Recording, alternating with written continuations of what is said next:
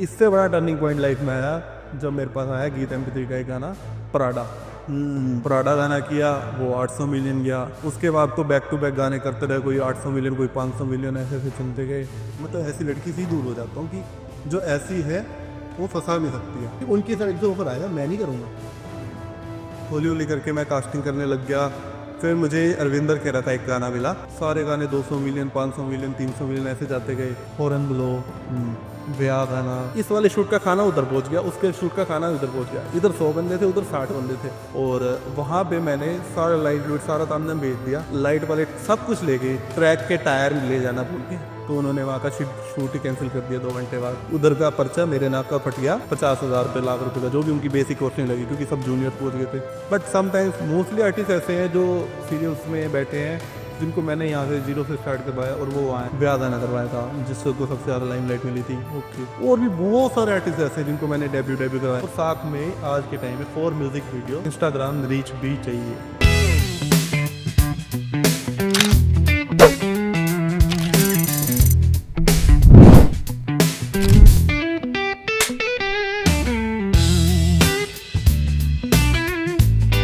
Hi guys, games power this side. जैसे कि आप जानते हो कि मुझे तो किसी इंट्रोडक्शन की ज़रूरत नहीं है, बट हाँ, जो आज मेरे साथ हैं उनके लिए मैं काफ़ी अच्छी इंट्रोडक्शन थोड़ी लिख के लाया हूँ। कि स्क्रीन पर तो आप देख लेते हो ग्लैमर, मॉडल्स, लोकेशंस, है ना, अच्छी अच्छी गाड़ियाँ, ये सब आप देख लेते हो। बट आपको ना ये नहीं पता होता कि बिहाइंड द सीन्स जो आपने उस वीडियो में कास्ट को देखा है, उसके बिहाइंड द सीन में वो उसके लिए रिस्पॉन्सिबल बंदा कौन है, वो कौन सा कास्टिंग डायरेक्टर है जिसकी वजह से वो मॉडल या एक्टर उस स्क्रीन तक पहुंचा, उस गाने तक पहुंचा, उसमें वो फीचर हुआ। वो कौन लाइन प्रोड्यूसर है जिसकी वजह से वो शूट हो पाया। लाइन प्रोड्यूसर बेसिकली वही है जो किसी भी म्यूजिक वीडियो के लिए, उसके शूट के लिए जितनी उसकी रिक्वायरमेंट्स होती हैं शूट के लिए, वो सब वो पूरी करके देता है। बेसिकली जैसे हम एक घर बनाते हैं तो एक कॉन्ट्रैक्टर जो होता है हमारे घर का, वो सारे काम आपको अंडर वन रूफ अवेलेबल करवा के देता है। तो ऐसे ही जो हमारी म्यूजिक इंडस्ट्री है उसमें वो टर्म होती है कि लाइन प्रोड्यूसर, जो आपको ऑन फील्ड वो सभी चीज़ें प्रोवाइड करके देता है जो आपको उस गाने को बनाने के लिए, उसके गाने की वीडियो के शूट के लिए चाहिए। तो मेरे को बहुत ही प्राउड फील हो रहा है उसे इंट्रोड्यूस करवाने में। He is none other than my brother Deepesh Rakheja. Thank you bro, आपने इतना बड़ा बता दिया मुझे।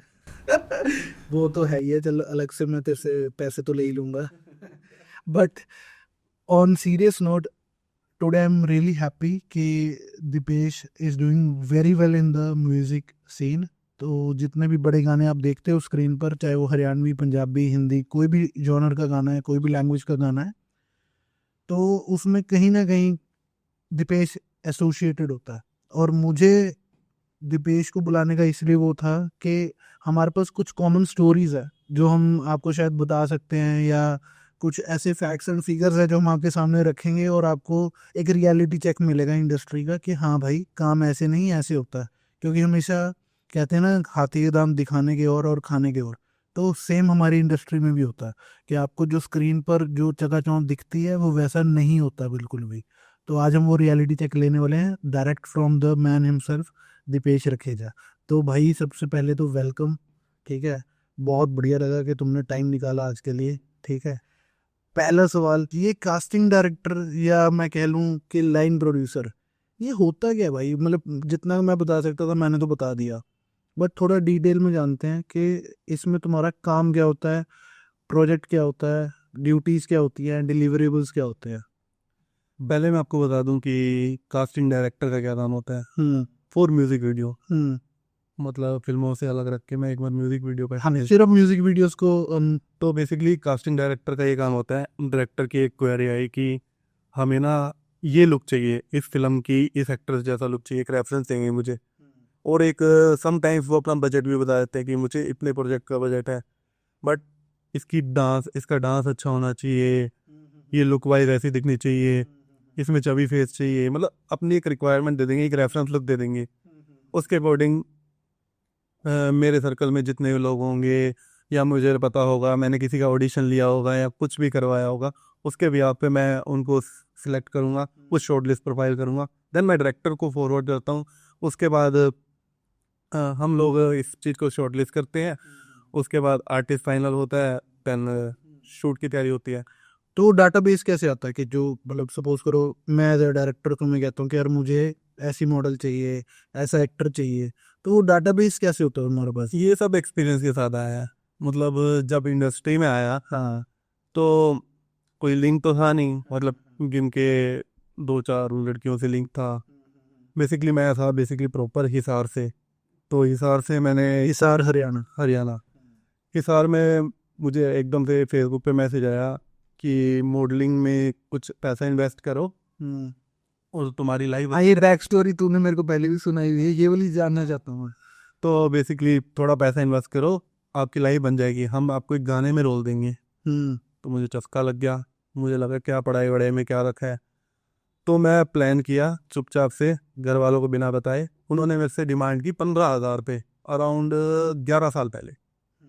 तो 11 साढ़े 11 साल। कोई अच्छे मोड होते हैं। आज के टाइम के हिसाब से कम भी वो 1.5 से 2 लाख रुपए हैं। हम्म। मतलब मैंने पूरा जुगाड़ लगा के अपनी गुल्ला गुल्ला खोड़ के टोटल अमाउंट जोड़ लिया, तब भी मेरे पास 4800 रुपये हो गए। फिर मैंने अपने दोस्तों से पैसे जोड़ जोड़ के एक 10,000 का तो इकट्ठा कर लिया, और देन मैं दिल्ली आ गया। तो मैं बंदों से मिला, मैंने कहा कि भाजी मैं आ गया हूँ, तो क्या सीन है। मुझे लगा अच्छी खातिरदारी होगी, कोई खातिरदारी नहीं, कोई कुछ नहीं, सीधा जाके खड़ा कर दिया। मुझे उस टाइम तो पता भी नहीं होता था इसका मतलब क्या होगा। उन्होंने पूरे गाना शूट करा, ब्ला ब्ला, छोटे छोटे रोल दिए। इनके पूरे गाने में जब वीडियो आई, मेरे 15,000 रुपये जुगाड़ करके देने के बाद वीडियो में मेरा 3 सेकंड का रोल था, और मुझे बहुत गिल्ट फील हुआ। साथ में मैंने उनसे पूछा कि ये बहुत बड़ा शूट है, क्या सीन है। तो उन्होंने बताया इस कैमरे से ये बॉलीवुड फिल्म शूट हुई है। अब मैं इंडस्ट्री में आने के बाद पता लगता है वो कैमरा ही 1,000-1,500 रुपये रेंटल वाला है। मतलब वो जब नॉलेज। टोटली बेवकूफ़ बनाया गया। उसके बाद मुझे यूँ लगा कि यार नहीं यार, तूने कुछ करना है। फिर मैंने सोचा कि मैं इस इंडस्ट्री में घुस जाता हूँ। फिर मैंने स्टार्टअप किया, थोड़ा थोड़ा इवेंट्स लाइन में गया, इवेंट्स लाइन से थोड़ा थोड़ा लिंक्स बने। मैं बता दूं, पहले दीपेश रैप भी करता था। इवेंट्स लाइन से करके सब कुछ देखा हुआ है, रैप करके देखा हुआ है, लाइव इवेंट करके देखा हुआ है, डायरेक्शन भी की हुई है दीपेश ने, सब कुछ किया हुआ है। तो इवेंट साइड से लिंक बने। देन एट द एंड 1.5 साल की स्ट्रगल के बाद मुझे गाने का चांस मिला कि कास्टिंग करने का। हाँ। तो मुझे उस टाइम एक डायरेक्टर से बजट आया 3,500 रुपये। 3500 रुपये। 3,500 रुपये कि तुमने इसमें मॉडल करवानी है, ठीक अच्छा। है।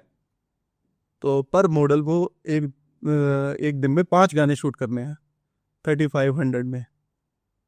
मैंने कहा कोई बात नहीं, कर देंगे, क्या बड़ी बात है। क्योंकि इवेंट्स में 800-1,000 रुपये पेमेंट होती थी, मुझे लगा आराम से हो जाएगा। फिर मैंने एक मॉडल को कास्ट किया, उसको मैंने 2,000 रुपये में ब्लॉक करा। देन मैंने कहा यार पैसे बचाने भी है, 3,500 रुपये हैं, 2,000 दोस्त को दे दिए, अब क्या करें।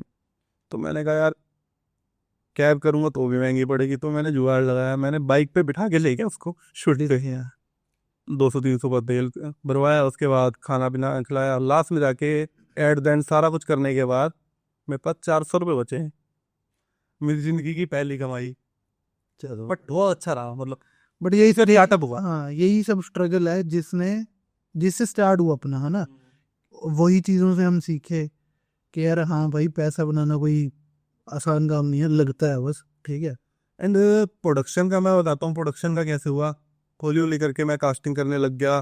फिर मुझे अरविंदर खेरा का एक गाना मिला, हॉरन लो, कास्टिंग करने के लिए, ठीक है। उसके बाद बहुत अच्छा लाइनअप होता गया। फिर मैंने अरविंदर खेरा के साथ अराउंड 30 से 40 म्यूजिक वीडियो में एज ए कास्टिंग करी, ठीक है। सारे गाने 200 मिलियन, 500 मिलियन, 300 मिलियन ऐसे जाते गए। उसके बाद उस टाइम के कौन कौन से गाने हैं जिसमें तूने कास्टिंग किया? हॉरन ब्लो, हम्म। व्याद आना। उसके अलावा इससे बड़ा टर्निंग पॉइंट लाइफ में आया जब मेरे पास आया गीत MP3 का एक गाना पराडा। पराडा गाना किया, वो 800 मिलियन गया। उसके बाद तो बैक टू बैक गाने करते रहे, कोई 800 मिलियन, कोई 500 मिलियन, ऐसे ऐसे चलते गए। तो कास्टिंग में तो नंबर 1 नाम बना लिए। कास्टिंग में तो भाई दुकान सेट होगी। लाइन प्रोड्यूसर का क्या सीन है? फिर हुआ कि यार कास्टिंग तो ठीक है, पैसा नहीं बनता इसमें। हाँ। होता क्या था, एक आर्टिस्ट ने मांगे 30,000 रुपये, हाँ। मैंने राम भरोसे उसका 35 कोट कर दिया। फिर डायरेक्टर ने भी नेगोशिएट करके 32 में लोग करा। मैंने कहा यार बचना तो कुछ है नहीं। फिर मॉडल से मिलते करो कि यार आप 2-3 हज़ार घटा लो, 5 हज़ार, उस टाइम 5 हज़ार रुपये ठीक थे, बहुत 5 हज़ार रुपये बचाना, बट ऐसे ऐसे करके ये बात कर रहे हैं हम 2017-18 के आसपास, है ना? हाँ 16-17 के आसपास की। तो ठीक है, थोड़ा थोड़ा अमाउंट बचता था और घर चल रहा था। घर चलने तक की बात ठीक थी। अब घर तो चलाना ही था, साथ में गाड़ी भी चलानी थी, तो मन किया है प्रोडक्शन में भी घुस जाना चाहिए। देन मैंने हरियाणा में एंट्री करी। फिर मैंने हरियाणा में कास्टिंग के साथ साथ मैंने डायरेक्टर को बोला कि आप हरियाणा की प्लेस चंडीगढ़ आओ। चंडीगढ़ में देखा था कुछ लोकेशंस, मैंने कहा मैं आपका शूट चंडीगढ़ में करवा भी दूंगा और फीस भी नहीं लूँगा, कास्टिंग करवा लेना। कास्टिंग करी, साथ में वो अपने आप ही थोड़ा बहुत खर्चा पानी देने लग गए। तो होली होली करके स्टेप बाय स्टेप एक गाना हुआ, 2 गाना हुआ, उसके बाद गाने हिट होते गए, गानों की गिनती पता ही नहीं चली और काम सेट हो गया, बहुत बढ़िया। तो मतलब बेसिकली बहुत ही, मतलब अगर मैं इसको सिंप्लीफाई करूं तो कास्टिंग में हमें कितना रिलाई करना पड़ता है? मतलब सपोज करो कि कोई गाना है, वो कास्टिंग पे कितना डिपेंड करता है? बहुत ज़्यादा डिपेंड करता है। बेसिकली आपने कोई एक बार का बात बताता हूँ आपको। मैंने कास्ट कर रखी थी एक आर्टिस्ट। मैं ट्रेन पकड़ के मैं जलंधर पहुंच गया डायरेक्टर के पास। मैं डायरेक्टर के साथ बैठा हूँ, मुझे लगा 1-1.5 घंटे बाद की मॉडल की फ्लाइट थी, वो पहुंच जाएगी। बाद में पता चला कि मॉडल ने फ्लाइट ही नहीं ली। क्यों? मिस हो गई उसकी फ्लाइट। डायरेक्टर मुझे थे कि कब आएगी मॉडल, सारा क्रू आने वाला है। देन उस टाइम दिमाग लगाया उसका कोई सब्स्टिट्यूट ढूंढना है। उस टाइम मैंने अपने लिंक की सारी आर्टिस्ट को मैसेज किया। उस टाइम ये भी नहीं देखना कि मॉडल भी देनी है, साथ साथ ये भी देखना है बजट भी। डायरेक्टर को मैंने अरेंज करके दी थी। बजट ऊपर हाँ है। तो बहुत दिमाग लगा के 2 से 3 घंटे में मैंने मॉडल भी अरेंज करके दी, साथ साथ 10,000 रुपये जेब से भी लगाया। जैसे जैसे इस प्रोजेक्ट से पीछा छूटा कि बस हो गया, बसट से बच गया। कौन सा प्रोजेक्ट था? चलो मैं वो नहीं पूछता, बट ये है कि कोई भी हम गाना बनाते हैं, ठीक है, हम ये देख लेते हैं यार कि उसका हुक स्टेप बहुत वायरल चला गया, उसकी कोई लाइन वायरल चलेगी, उसका कोई म्यूजिक का पीस वायरल चला गया, बट हम इस फैक्ट को भूल जाते हैं कि यार कि क्या पता उसमें कोई मॉडल हो, कोई एक्टर ऐसा हो, उसने काम ऐसा किया हो गाने में जिसकी वजह से वो गाने को ज़्यादा क्लिक्स मिले हों, है ना, ज़्यादा लोगों तक पहुंचा हो। तो वैसा कुछ फैक्टर होता है कि यार मैं, मेरे को किसी को कास्ट करना है, तो मैं अगर कोई ऐसे फैक्टर वाला कोई फीचरिंग लेता हूँ, कोई अच्छी मॉडल लेता हूँ, बड़ी मॉडल, वो मतलब इन रियल काम करता है कि वो सब बात? करता है बहुत ज़्यादा प्रैक्टिकल है। हाँ हाँ, हम कोई नॉन आर्टिस्ट को लेते हैं समटाइम्स, अगर वो रही से काम भी करती है और प्रमोट भी अच्छे से करती है तो उसका फर्क पड़ता है। एग्जांपल कोई आर्टिस्ट है, उसके 4-5 मिलियन फॉलोअर्स हैं और उसकी ऑडियंस वैसे भी है 5 मिलियन से भी ज़्यादा, मतलब बड़ बड़ की ऑडियंस है, उनके लाइव शोज भी लगने तो वो अपने एंड पे बहुत प्रमोट कर देते हैं। कई बार होता है कि ना चलने वाला गाना भी उसकी रील इतनी वायरल हो जाती है, 100-100 मिलियन की रील वायरल होगी तो उससे गाना क्लिक हो जाता है। उसको देखी देखी में हजारों लाखों लोग रील्स बनाएंगे और बहुत गाने ऐसे हैं जो सुपर डुपर हिट गए हैं। तो ऐसा भी कोई फकअप होता है कि जैसे कास्टिंग के पीछे तो रिस्पॉन्सिबिलिटी तो तेरी है कि यार ये मॉडल को तूने कास्ट किया, तो डायरेक्टर ने प्रोड्यूसर ने मॉडल को पैसे दे दिए कि अब ठीक है यार दिपेश, तूने बोला कि भाई ये बढ़िया मॉडल है, इसकी रीच भी इतनी है, और हमने उसको गाने में फीचर कर लिया, एज अ लीड मॉडल ले लिया। तो जब गाना रिलीज होने लगता है या जब हो जाता है और उसने वैसे प्रमोट ना किया हो, तो ऐसा भी कोई फकअप होता है? बहुत बार हुआ है, इस चक्कर में तो कई बार क्लाइंट से जुड़ गए। एक बार की बात है, मैंने रिसेंटली कुछ टाइम पहले मैंने एक वेल नोन टीवी एक्ट्रेस को गाना करवाया। उस टाइम पे उसने कर लिया, अपनी मर्जी का अमाउंट लिया, अपनी मर्जी की हॉस्पिटैलिटी ली, बढ़िया अरेंजमेंट, हर एक चीज़ बेस्ट करके दी। जब गाना आया, मैं नहीं प्रमोट करूंगी, अब मेरी प्रोफाइल बड़ी हो चुकी है, पहले मेरे 1 मिलियन फॉलोअर्स थे, अब मेरे 3 मिलियन हो गए हैं। तो वो 6 महीने में इतनी वायरल होगी कि उसने जो उस टाइम के लिए हुए 3 लाख रुपए भूल गई एंड गाना शेयर तक नहीं करा। तो ऐसी प्रॉब्लम से फिर कैसे मैनेज करते हो ऐसी प्रॉब्लम को? बस ऐसी प्रॉब्लम में मिलते कर सकते हैं, और क्लाइंट से टाटा बाय बाय कर सकते हैं, और तो कुछ ऑप्शन नहीं होता। नहीं तो तो तूने तो क्लाइंट को टाटा बाय बाय कर दिया, क्योंकि गारंटी मॉडल को भी टाटा बाय बाय किया या दोबारा फिर उसके साथ करते हो काम? मॉडल को भी टाटा बाय बाय हो ही जाता है, उसके बाद तो कट ऑफ हो जाता है। नहीं तो अब आगे से तो ये क्लैरिटी चलती है कि कोई मॉडल गाना शेयर करेगी या नहीं करेगी, उससे पहले ही बात कर लेता है, ये अमाउंट दे रहा हूँ, गाना आने के बाद पसंद है तो करो, नहीं तो मत करो, या मुझे बता दो अगर कर रहे हो, पर मैं शेयर नहीं करूंगी। मैं आगे पहले क्लाइंट को क्लियर कर देता हूँ। पता है क्या सीन होता है, कई बार ना क्लाइंट को आर्टिस्ट लुक्स वाइज बहुत पसंद आ जाती है, उन्होंने कहा गाने में यही आर्टिस्ट लेनी है, पर मैंने उनको बोला कि शेयर नहीं करेगी। कहते इट्स ओके, कोई दिक्कत नहीं है, उस केस में चल जाता है। हाँ, अगर उनको उससे मतलब प्रमोशन से कोई और लेना देना नहीं है, मेन प्रोड्यूसर को। तो मेरे को अपनी जर्नी के बारे में बता कि कहाँ से है, कहाँ से स्टार्ट किया, इंडस्ट्री में कैसे आया, और एक लाइफ टर्निंग मोमेंट होता है ना कि जहाँ से यार मुझे, वो तो डिस्कस करेंगे कि यार कौन से गाने हिट हुए, कौन से फ्लॉप हुए, कब काम बहुत ज़्यादा चलने लग गया, बट कब as a professional music industry में तू कब फिट हुआ कि यार हाँ चल काम तो कर रहा हूँ मैं, हिट या फ्लॉप तो हमें पता बाद की बातें हैं, बट किस दिन तू फिट हुआ कि यार हाँ मैं काम कर रहा हूँ, चलो कमा रहा हूँ और डेली काम पर जा रहा हूँ? वो बेसिकली तब हुआ जब तक तो खर्चा पानी निकल रहा था, तब तक तो ठीक है। जब घर पे पैसे देने लग गया तब लगा कि यार अब फिट हो रहा हूँ होली होली। तो उसके लिए बहुत टाइम लगा, बट एट द एंड हो गया। तो स्टार्ट से थोड़ा बता ना, स्टार्ट से कैसे हुआ? तो ऐसे हुआ कि हिसार से उस म्यूजिक वीडियो के चक्कर में मैं दिल्ली गया। फिर मैंने कहा यार दिल्ली ही रहता हूँ, ये तो पंगा हो ही गया है। तो मैंने सीए स्टार्ट करी, सीए का कोर्स स्टार्ट किया ही। तो सीए के बीच में ही ये वाला कांड हो गया था, म्यूजिक वीडियो वाला।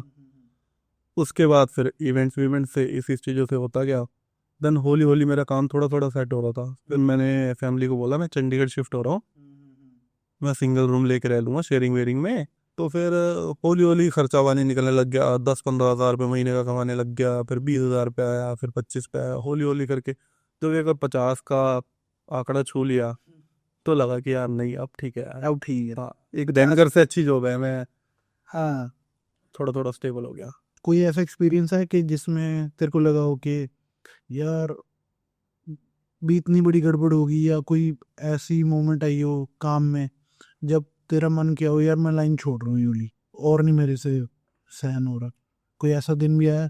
बहुत बार होता है, कई बार होता है कि 8-8 10 दिन नॉन स्टॉप शूट चल रहे हैं, अच्छा, और शूट भी बड़े चल रहे हैं। वो बहुत टायरिंग होता है। सीन ये भी है। और एक बार ऐसा था कि मैंने एक दिन में 11 गाने पकड़ लिए, हम्म। और ऑलरेडी 6 दिन से चल रहा था शूट का शेड्यूल। वो शूट ऐसे था, वो थे 3 गाने एक भोजपुरी आर्टिस्ट के, 3 गाने दूसरा डायरेक्टर एक भोजपुरी आर्टिस्ट के कर रहा, 3 गाने एक और तीसरा डायरेक्टर कर रहा, चौथा मेरा प्रोजेक्ट चल रहा देहरादून में। हाँ, देहरादून में वो भी बड़ा प्रोजेक्ट था। तो उस टाइम मेरे पास टीम भी लिमिटेड से 3 असिस्टेंट होते थे, तो मैंने एक एक हर जगह छोड़ा हुआ था। हो क्या रहा था, फकअप क्या हो रहे थे, इन सारे गानों की कास्टिंग भी मेरे पास, कास्टिंग भी और लाइन प्रोडक्शन। प्रोडक्शन भी। अब सेट पे आर्टिस्ट है, पहले गाने के लिए पहले आर्टिस्ट की मॉडल आ गई, ठीक है, ठीक है, 5 घंटे बाद ख़त्म हुआ, तब तक वो अरेंज कर रहा हूँ दूसरी मॉडल। तीसरे गाने की स्टार्ट हो रही थी, तो रात के 1 बज गए, और 1:30 बजे वो टेक स्टार्ट होना था, मॉडल ही ना हो मेरे पास। मैंने पूरे जुगाड़ लगा ली, और उनको चाहिए भी नॉन आर्टिस्ट, गाना ही भोजपुरी था। तो मैंने तिगड़ा मढ़ाई, पंजाबी सीरियल का शूट चल रहा था, वहीं पे आर्टिस्ट का पैकअप हुआ। मैंने कहा 4 घंटे का शूट है, आप कितनी पेमेंट लेते हो म्यूजिक वीडियो की? कह रही पंजाबी गाने के लिए तो 30। मैंने कहा 35 दिए, 4 घंटे के लिए आना है, प्रोजेक्ट करना है, बेशक आप शेयर मत करना, बस करना पड़ेगा। वो मेकअप करे कराए में आ गई 1:30 बजे, 1:45 में टेक दे रही हो। एक एक स्ट्रगल ये था उससे। दूसरे शूट की अलग कोऑर्डिनेशन चल रही थी, पहले और दूसरे वाले में तो काफी प्रोजेक्ट्स पैरेलली पकड़ लिए। एक ही दिन में था। हाँ, तो सीन ये हुआ, इस वाले शूट का खाना उधर पहुंच गया, उसके शूट का खाना उधर पहुंच गया, इधर 100 बंदे थे उधर 60 बंदे थे, ये फकअप। हाँ, तीसरा फकअप ये हुआ, देहरादून शूट के लिए वेल नोन डीओपी गए हुए थे, और वहां पे मैंने सारा लाइट लूट सारा तामझाम भेज दिया, लाइट वाले सब कुछ ले गए, ट्रैक के टायर ले जाना भूल गए, और वहां पे वो चीज़ अरेंज नहीं हुई। तो उन्होंने वहाँ का शूट ही कैंसिल कर दिया 2 घंटे बाद। उधर का पर्चा मेरे नाक का फट गया, 50,000 रुपये, लाख रुपए का, जो भी उनकी बेसिक कॉस्टिंग लगी, क्योंकि सब जूनियर पहुंच गए थे। वहाँ पे मेरा एक असिस्टेंट ही था।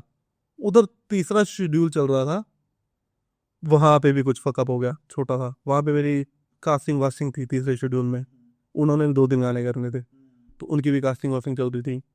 उधर मैंने किसी आर्टिस्ट को भेजा सेकंड लीड के लिए, वहाँ पहुँच के उसको क्राउड में खड़ा कर दिया। वो लड़कियाँ बार बार फोन करे, आपने तो मुझे सेकंड लीड बोला था, तो मैं क्राउड में क्यों करूँ, मैं पासिंग क्यों करूँ।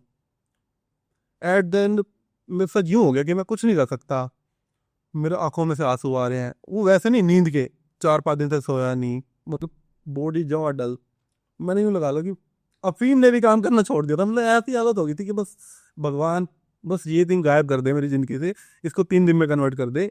आज 3 गाने एक एक डायरेक्टर करेगा, अगले दिन ऐसे बहुत फकअप हुए। मैं आपको बेसिक बेसिक से बताया, बहुत ज़्यादा फकअप हुए इसके। ठीक है। बट एट द एंड मतलब 9 प्रोजेक्ट तो ओके रिपोर्ट निकल गई। वो 10वां वो था जो देहरादून वाला था, वो नेक्स्ट टाइम पे आ गया। तो यूं हुआ कि 3 शूटों से जो कमाया उसमें 40,000 पे डाल के पल्ले से लगा। वो एक में ही नुकसान हो गया। ठीक है। तो जो हम कास्टिंग करते हैं कि किसी भी वीडियो में भी कास्टिंग की तुमने कि ये मॉडल है, ये एक्ट्रेस है, तो जो तो नए बंदे होते हैं उनको तो हम मैनेज कर ही सकते हैं। जो सेलिब्रिटीज होते हैं, जो नोन फेस होते हैं, उनका क्या रहता है कि उन मतलब क्या स्ट्रगल्स आते हैं उनको कास्ट करने में, उनके साथ काम करने में, उनको मैनेज करने में, या इजी होता है?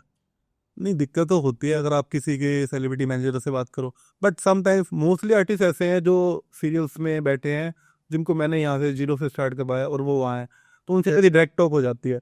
जैसे लाइक कनिका मान, उसको मैंने ब्याह गाना करवाया था, जिससे उसको सबसे ज़्यादा लाइमलाइट मिली थी। ओके। स्वालिना प्राडा गाना करवाया था।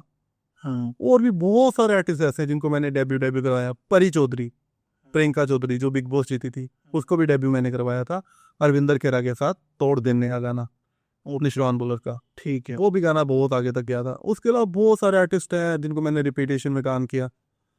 और उसके अलावा कुछ आर्टिस्ट ऐसे हैं जिसको मैंने बुरी के साथ लॉन्च करा, उसके गाने भी 200-300 मिलियन गए।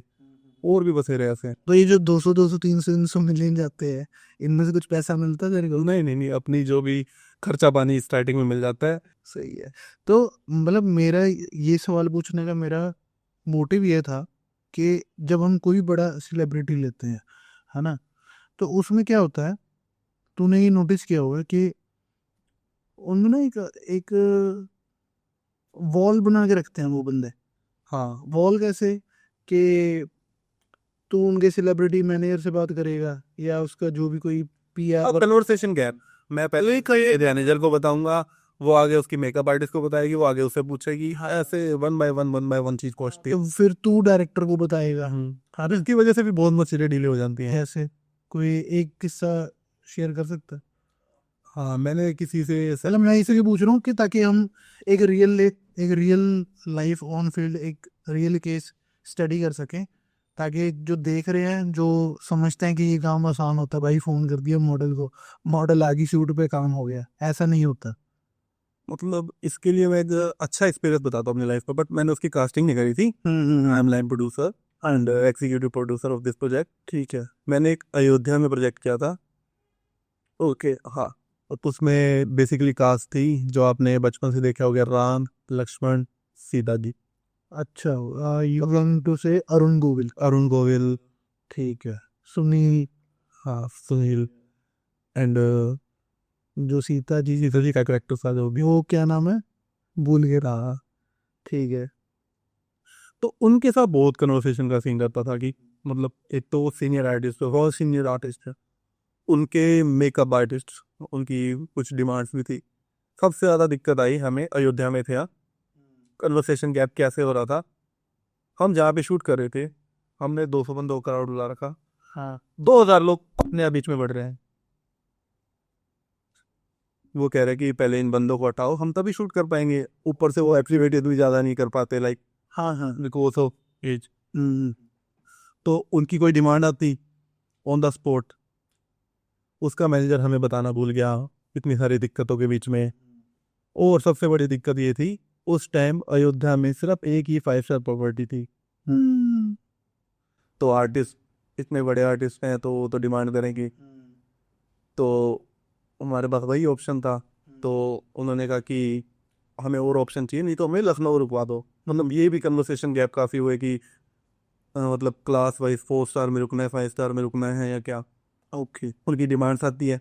समटाइम्स ऐसा होता है कि आर्टिस्ट डिमांड करते हैं कि हमें 5 स्टार में, डायरेक्टर कहता है 3 स्टार में। कास्टिंग डायरेक्टर मैं हूँ तो मैंने मैनेज करना है। डायरेक्टर ने तो बोल दिया कि भाई मैं ना तुझे 3,000 रुपये दे सकता हूँ, बाकी तो अपने कोऑर्डिनेशन में से दे। आर्टिस्ट को 5 स्टार में रुकवा, चाहे तो अपने घर रुकवा, मुझे कोई दिक्कत नहीं है, तो पैसे बचा भी सकता है। बट आर्टिस्ट तो अपनी डिमांड करेगा, उसने 5 स्टार में रुकना है और बिल भी बिठाना है। तो ये भी दिक्कतें आती हैं, ये कन्वर्सेशन गैन। और एक बार ऐसा था, बॉलीवुड का शूट चल रहा था, आर्टिस्ट ऐसी जगह शूट चल रहा था जहाँ पे कुछ चीज़ अवेलेबल नहीं है। वहाँ पे आर्टिस्ट ने पूरी लिस्ट दे दी, मुझे ये चाहिए, ये चाहिए, ये चाहिए। उसमें से आधी चीज़ें अरेंज होना पॉसिबल ही नहीं था। 3 से 4 घंटे का ट्रैवल था, तो उसको लेकर भी आओ, ऐसी क्या चीज़ें थी, खाने पीने से रिलेटेड थी। ओके ओके, हाँ। तो उसको लेके पहले 2 घंटे ट्रैवल करके सिटी में जाओ, वहाँ से लेकर आओ, तब तो कुछ ही ठंडी हो जाएगी। मुझको चाहिए भी था गर्मा गर्म। ये भी बहुत दिक्कत है यार। तो मतलब बेसिकली हम कह सकते हैं कि जो हम सुनते हैं कि सेलिब्रिटीज़ में ये एक टेंट्रम्स थ्रो करते हैं, जितने भी सेलिब्रिटीज़ होते हैं, बिग नून नून फेसेस होते हैं, तो वो सच है। ये तो हम वेरीफाई कर सकते हैं, ठीक है। तो मैं ये जानना चाहता हूँ कि कोई टिप्स एंड ट्रिक्स भी होती हैं कि यार जब तुझे ऐसी कोई प्रॉब्लम आती है, चाहे वो सेलिब्रिटी की तरफ से है, चाहे वो डायरेक्टर की तरफ से है, चाहे वो प्रोड्यूसर की तरफ से है, तो उसको तू हैंडल कैसे करता है? क्योंकि वो हैंडल होगी तभी वो चीज़ एग्जीक्यूट होगी, तभी वो प्रोजेक्ट क्लोज होगा। वो बेनिफिट तब हो सकता है जब सेलिब्रिटी मैनेजर आपका दोस्त हो या सेलिब्रिटी भी आपकी दोस्त हो, ठीक है, तब टेंटम्स नहीं होंगे। अगर दोस्त ना भी हो तो सेलिब्रिटी का मैनेजर अपना दोस्त बना लो, वही आपकी आधी चीजें कवर कर पाएगा। अगर उस वो अगर अगर वो पुट्ठा बंदा निकल गया तो दिक्कतें और बढ़ी। अच्छा, कई बार सेलिब्रिटी डिमांड करता ही नहीं, वो अपनी तरफ से डिमांड करता है। ये बहुत ज्यादा दिक्कत आती है। इसको थोड़ा एक्सप्लेन कर। समटाइम सेलिब्रिटी इतने अच्छे हैं, यूँ लगा लो कि मेरी कोई फ्रेंड है सेलिब्रिटी, पर वो ले आई अपनी मैनेजर को। मुझे पता है वो क्रिस्टा पे रुक जाएगी, मेरी अच्छी दोस्त है, मेरे कहने की लोड़ है। बट उसका मैनेजर, यार हमारी क्लास है, 5 स्टार से कम में रुकना ही नहीं और बिजनेस क्लास में ट्रैवल करना है। बेशक पहले उन्होंने कभी ट्रैवल ना किया हो, बट वो जानबूझ के करवाते हैं, दिखाने के वो एक कि सेलिब्रिटी ईगो या क्लाउड बनाने के लिए, यार हाँ ऐसा। ये भी सीन रहता है, बहुत बहुत बार ये रहता है। फिर इसको मैनेज यही कर सकते हैं कि बस वो जो सेलिब्रिटी मैनेजर है या जो उनका भी मैनेजर है किसी भी आर्टिस्ट का, वो उसको दोस्त बना लो। वो दोस्त नहीं बना, दोस्त नहीं बना तो फिर मिलते का आती दिक्कत होंगी। ये भी होती है, सेट पे पहुंचने से पहले पहले पेमेंट क्लियर करो। 3 दिन का शूट है, हाँ पहले दिन करके भी मांग सकते हैं, पहले पेमेंट क्लियर करो, नहीं तो आर्टिस्ट होटल से नहीं निकलेगा। बट इसका बेनिफिट मैंने दुनिया को बहुत दिया है। क्यों, जब मैं कास्टिंग करता था, मैं बड़ी सेलिब्रिटी बुलाता ना, आधी तो उनकी टर्म एंड कंडीशन वैसे ही खत्म हो जाती थी। डायरेक्टर खुश, कोई 3 लाख की प्रोफाइल है, मेरी दोस्त है, मेरे कहने से वो 2 लाख में आ गई, डायरेक्टर के लाख बच के। उसके बाद होटल्स का आधा एक्सपेंस, 5 स्टार रुकना है तो 4 स्टार में सेटलमेंट करवा ली, बिजनेस क्लास की जगह नॉर्मल इकोनॉमी क्लास में ट्रैवल करवा दिया, सब मैनेज हो जाता है। ठीक, मतलब करना आना चाहिए बेसिकली। तो टैक्ट होना चाहिए, तुम्हारे में दिमाग होना चाहिए, हर चीज़ पॉसिबल है। तो जब सपोज कर तूने कास्टिंग वगैरह स्टार्ट की, line producer as a line producer start किया, तो कोई किसी से तूने सीखा ये सब? कोई सीनियर था या किसी का नाम तो लेना चाहेगा कि हाँ यार इस बंदे को मैं देखता था, इससे ये वाली चीज़ सीखी मैंने, ऐसा कुछ है? कास्टिंग में तो मैं बॉम्बे के देखता था कास्टिंग डायरेक्टर जो बड़े बड़े हैं, बट प्रोडक्शन में नहीं। प्रोडक्शन में तो मैंने आपको बताया ही था, स्टार्ट हुआ कास्टिंग के साथ, मैंने कॉम्प्लीमेंट्री प्रोडक्शन भी स्टार्ट कर दिया था। तो हौली हौली करके नॉलेज होती रही। और मैंने पंजाब में प्रोडक्शन स्टार्ट के लिए नहीं हाथ पैर मारे, मैंने पहले हरियाणा पकड़ा। हरियाणा में उस टाइम कोई, हरियाणा काफ़ी ये था उस टाइम, हरियाणा काफ़ी अनएक्सप्लोर्ड मार्केट थी वहाँ। तो हरियाणा में मोस्टली जो बड़े शूट्स है ना, स्टार्टिंग के 3-4 साल के 80 से 90% मैंने ही किए, पता और वो गाने सारे हिट भी हुए हैं। उसके गुलजार चन्नी वाला के भी तो ये 2000 के भी किए हैं, और सपना चौधरी वैम के बहुत ज्यादा बड़े बड़े गाने किए हैं। सपना चौधरी के साथ तूने काफ़ी काम किया ना, तो उनके साथ क्या एक्सपीरियंस है? बहुत अच्छा एक्सपेरिमेंट का है। और वो बेसिकली फैमिली की तरह रखते हैं हमें सेट पे। कोई फालतू टेंटम्स नहीं, सबके साथ कोई डांसर्स भी हो उनसे भी हंस के लिए मिलते हैं, सबके साथ अच्छा व्यवहार रखते हैं। और कुछ भी वो ऐसे है, सेट पे खाने के लिए मंगवा रहे हैं, वो एक पिज़्ज़ा नहीं ऑर्डर करेंगे, 10 करेंगे। आसपास के सर्कल के जो बैठे हैं सबके लिए खाने पीने का, और सबसे अच्छे से मिलना।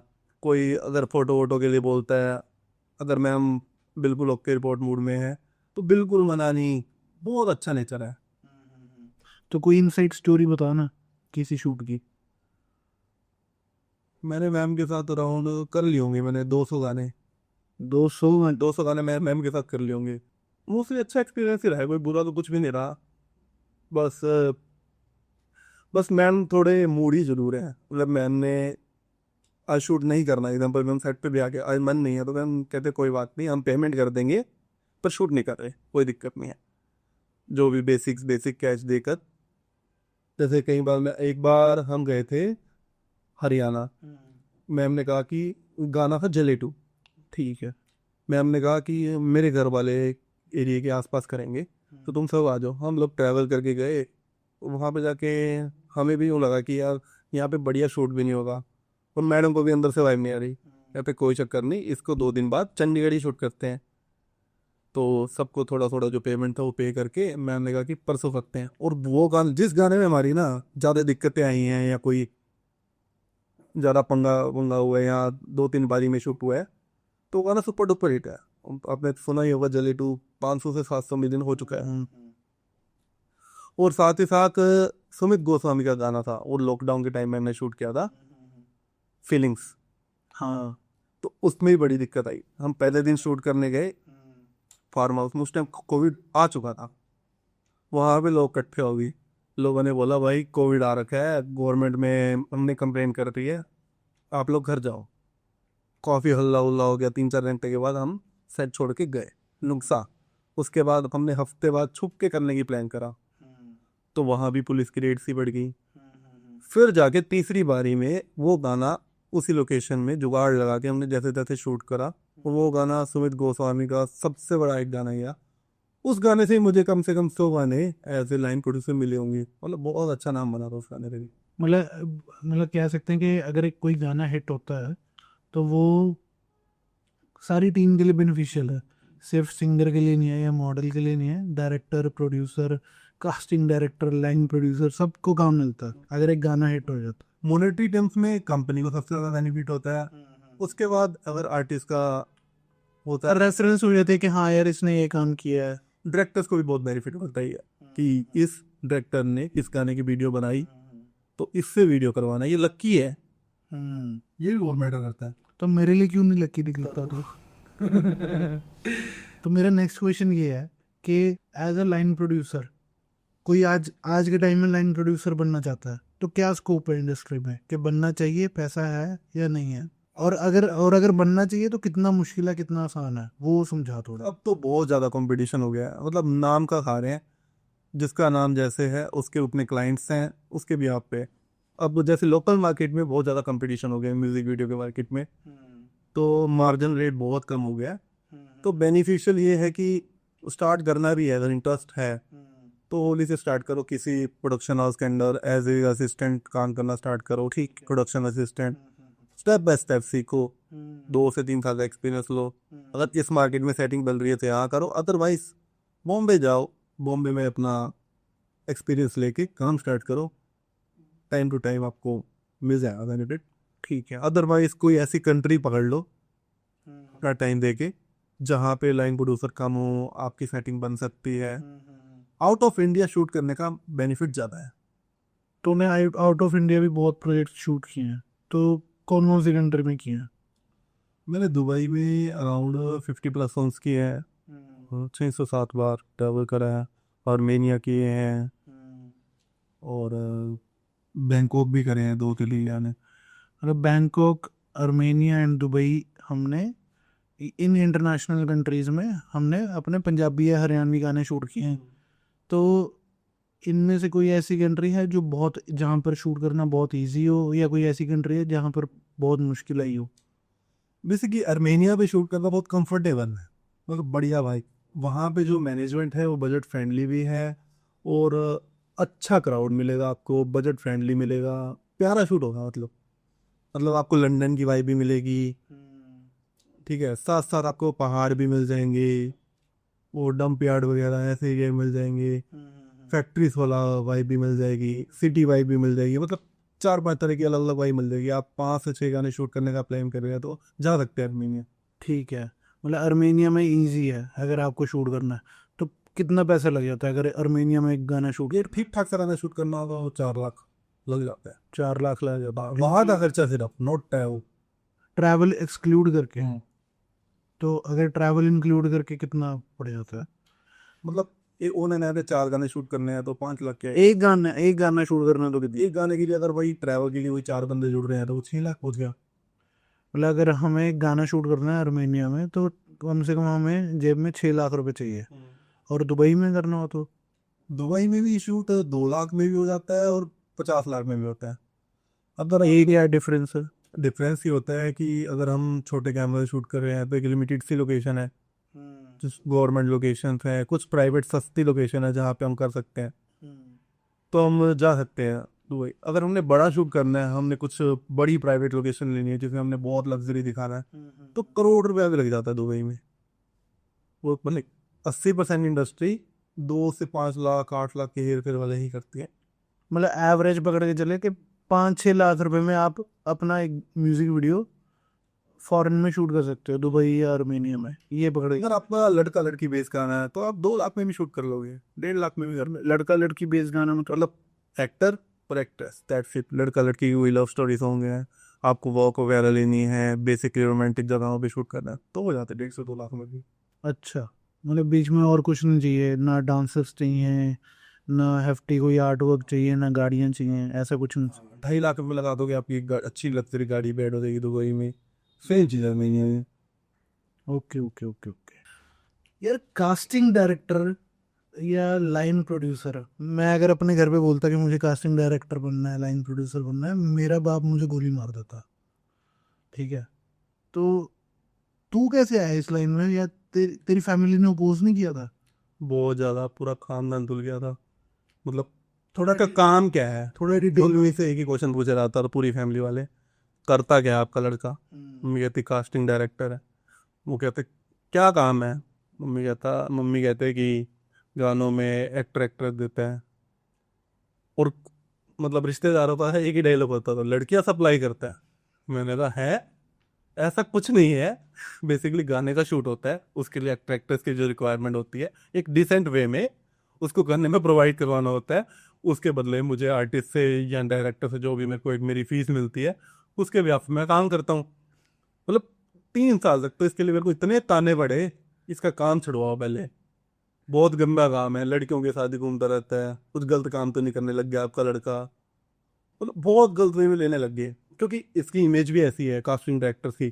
कुछ इंडस्ट्री में कास्टिंग डायरेक्टर हैं भी ऐसे जो जिनको कई बार मतलब डॉक्टर नहीं, पुलिस वाले उठा कर ले गए। वो कांड करते हैं कास्टिंग वाले। कनाडा से? कांड जैसे लड़कियों का मैसेज करेंगे जी, आपके लिए कोई स्पेशल वर्क है, या कुछ भी गलत वे में कॉम्प्रोमाइज से रिलेटेड बात कर ली। मतलब ऐसे ऐसे क्वेश्चन किए जाते हैं। कुछ कास्टिंग वाले हैं उनको लेकर भी गए हैं। एक आपने पंजाब में सुना भी हो, एक लड़का, वो कम से कम वो 5 से 6 बार जेल में गया है इसी काम की वजह से। वो लड़की को फोन करके कहता है मैम मैं आपको बड़े बड़े गाने करवाऊंगा, अपनी पिक्चर्स भेजो और मुझे खुश करो। मतलब ऐसे ऐसे बहुत काम होते हैं। बट मैं अच्छी फैमिली से बिलोंग करता था तो मैंने ये कभी भी नहीं सोचा कि गलत चीज में जाना है। मैं फैमिली को पॉइंट ऑफ व्यू में रख के एक डिसेंट वे में अभी तक काम करा है। वो एक बार भी कभी नेगेटिव इमेज नहीं बनाई है मार्केट में। वो तो ऑब्वियस ही बात है, अगर वो एक बार, मतलब कहते नहीं कि इज्जत बनाने में सालों लग जाते हैं, गंवाने में 1 सेकंड लगता है।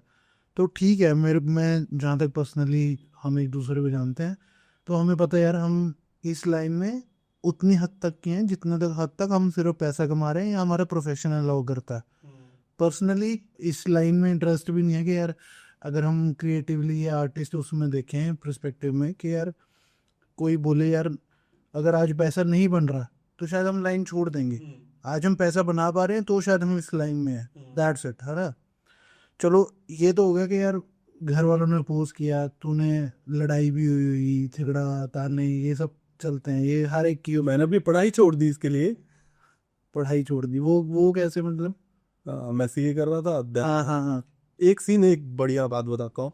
मैं सीए कर रहा था, उसके बाद मेरे पैसे वहां तो लग चुके थे, उसके बाद मेरे को एक और दोबारा बोल आया भाई से, फेसबुक पे ही, अच्छा। कि सर आप पोर्टफोलियो बना लो, हम्म। आप एक्टर बन सकते हो। और उसने मेरे से 50,000 अमाउंट डिमांड करी।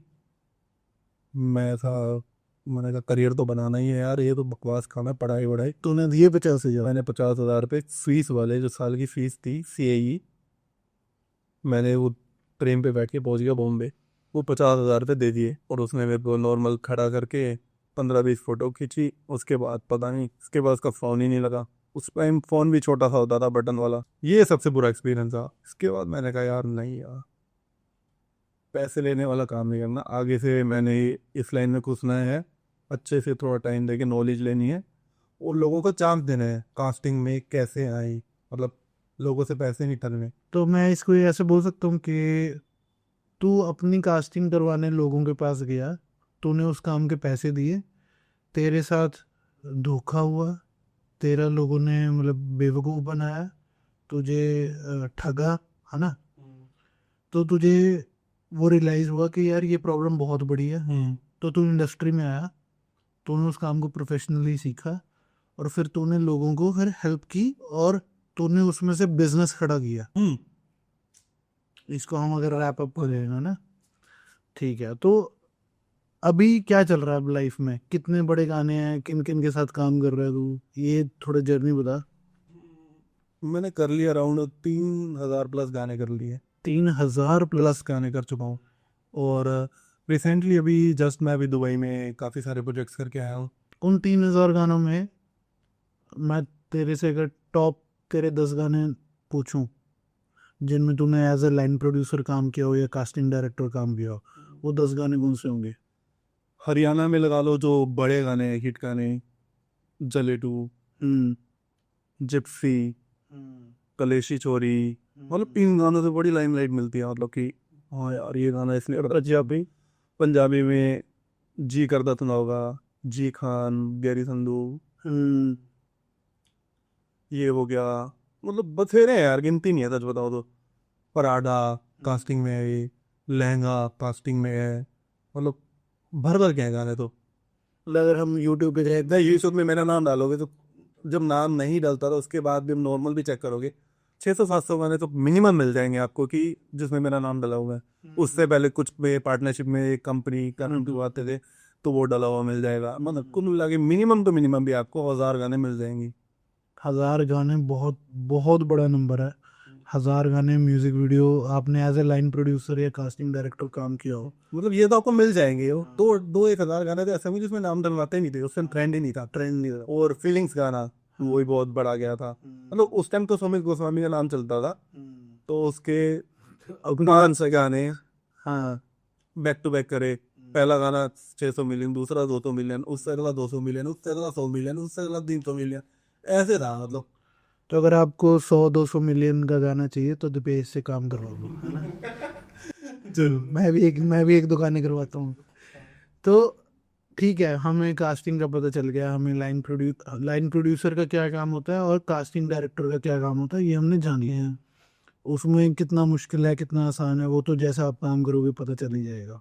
मेरे को याद है एक शूट था तेरा जिसमें आई थिंक हम हवाई जहाज भी ले लेते हैं गाने में, हम सुई से लेके हवाई जहाज सब कुछ अरेंज कर लेते हैं शूट पे। बट एक बहुत बड़ी प्रॉब्लम आती है उस शूट पे जिसमें ना हमें एनिमल्स के साथ डील करना पड़ता है। जिस शूट में, जिस गाने की वीडियो में हमें एनिमल्स के साथ, जानवरों के साथ शूट करना होता है, उनकी रिक्वायरमेंट रहती है, तो वो एक नेक्स्ट लेवल वो होता है, फकअप होता है कि यार उसमें आपके रेडार में ऐसी कोई प्रॉब्लम आ जाएगी जो आपको दूर दूर तक पता ही नहीं होगी। तो आई थिंक तेरा एक शूट था ना जिसमें बंदर यूज किया था, मतलब पता नहीं। एक शूट था, उसमें बहुत सारे एनिमल बुला रखे थे हमने, 1 बाय 1। अच्छा, उसके बारे में बताओ, वो शूट के बारे में। इस शूट में ना छोटे छोटे फकअप्स हुए, वो गजब था। मतलब पिछले दिन मुझे रिक्वायरमेंट आई कि भाई, वो शूट था सपना मैम और खेसारी लाल का, ठीक है। हरियाणवी और भोजपुरी। 2 टीमों का एक सिंगल गाना, बहुत बड़ा शूट होने वाला था। तो उन्होंने रिक्वायरमेंट दे दी रात को 9 बजे जी कल हमें बंदर चाहिए, उसको कोट पैंट पहनाना है। दूसरी रिक्वायरमेंट हमें 8 घोड़े चाहिए और भैंस चाहिए, भैंस का मेकअप करना है, भैंस को ज्वेलरी वगैरह पहनानी है। ठीक है, मैंने कहा यार बाकी चीज़ें तो फिर भी हो जाएंगी, भैंस भी हो जाएगी देखी जाएगी और वो भी हो जाएंगे, घोड़े भी हो जाएंगे, पर बात है बंदर की। फिर क्या मेरा दिमाग चलाया, मैंने जगह जगह कॉल मिलाया कि पाजू मुझे बंदर की रिक्वायरमेंट है और वो काटे ना, ये चीज़ ध्यान रखना। तो 2 बंदे लगा दी एक तो पहाड़ों में ढूंढने चला गया। मतलब वो डायरेक्टर ने बोला कि वो बंदर काटे ना। काटे भी ना, हाँ सेट पे ये ध्यान रखना है कि आर्टिस्ट के साथ शूट है ना। अच्छा, तो वो बंदा लगा रहा सीधे। ऐसा मतलब तेरे को ऐसा बंदर पेज करना है और वो वेल मैनर्ड होना चाहिए है। तो सुबह के 8 बजे तक तो हमारे पास बंदर अरेंज ही नहीं हुआ। फिर बंदे ने ओखा सोखा ढूंढा, एक बंदा उसको मना मनू के लाया 8 घंटे के लिए, और वो 11-12 बजे बंदर सेट पे आ गया। पर वो प्रॉपर प्रोफेशनल बंदा नहीं था, थोड़ा बहुत तो ऐसा था कि काट भी सकता है, मतलब वो थोड़ा बहुत सिखा के, मतलब थोड़ा सिखाया हुआ था, थोड़ा रिस्की था। तो ओखा सोखा करके उसको पूरा दिन, वो बंदर से हमने क्या करना था, डोला छुड़वाने थे या नोट गिनते हुए दिखाना था। मतलब इतना तो एक्टिव बंदा नहीं था, बट हमने हौली हौली करके थोड़ा थोड़ा सिखा दिया। सीन ये हुआ, 1 घंटा हो गया। मैंने कहा पाजी शॉट ले लो बंदर का, बंदर जानवर है वो कितना टिकेगा। 2 घंटे हो गए, 3 घंटे हो गए, ऐसे करते हुए थे 8 घंटे हो गए। तो मैंने कहा 8 घंटे रुक के 2-3 घंटे और भी रुक जाएगा। पर क्या, जो मदारी सा बंदा था वो ज़्यादा ही प्रोफेशनल निकला। उसके 2-3 घंटे बाद हमारी बंदर की रिक्वायरमेंट आ गई सेट पे, जी बंदर लेकर आओ। शाम को मैंने उसके लिए कोट पैंट वगैरह अरेंज कर दिया, सारा कोट पैंट वगैरह पहना के बढ़िया उसको वेल सेटल करके ढूंढने गई। फिर मैं बंदर को देखने गया, रोपड़ शूट चल रहा था, हाँ। बंदर ही ना हो। मैंने कहा भाई बंदर कहाँ गया, कह रहा वो मदारी लेके गया था कुछ खाने पीने। कॉल करा, नंबर ऑफ, 1 घंटा तक ट्राई करते रहे। फिर मदारी के दोस्त को फोन मिलाया, वो भी ना मिली। फिर उसके घर का एक नंबर था हमारे पास पहाड़ों वाला, उसको कॉल करा, कह रहा भाई तू तो मेरा फुद्दू खींचता, 8 घंटे बोला था, 8 घंटे हुए, बंदर है बाजी इंसान नहीं है। 8 के 15 घंटे काम करा दोगे एक्स्ट्रा पैसे देके, बंदर नहीं करता, बंदर लेके निकल गया। दूसरा, उसके बाद एक भैंस वाला शूट था, वो भी रात को लेवा था।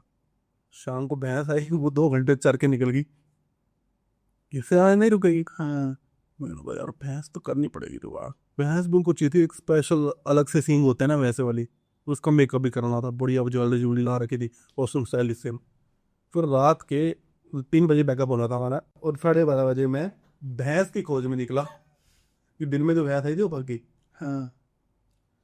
तो पहली जगह गए, वहाँ पे गुज्जर उज्जर बंदे रहते हैं, उन्होंने भैंसें रखी होती हैं। भैंस को पकड़ने गए, वो सींग मारे, वहां से मौके से पीछा छुड़वाया, नहीं हुई भैंस। फिर दूसरी जगह गई भैंस, एट द एंड मैंने मिन्नतें करी, सर भैंस नहीं हो सकती, दिन में आई थी, मेरा फॉल्ट नहीं है।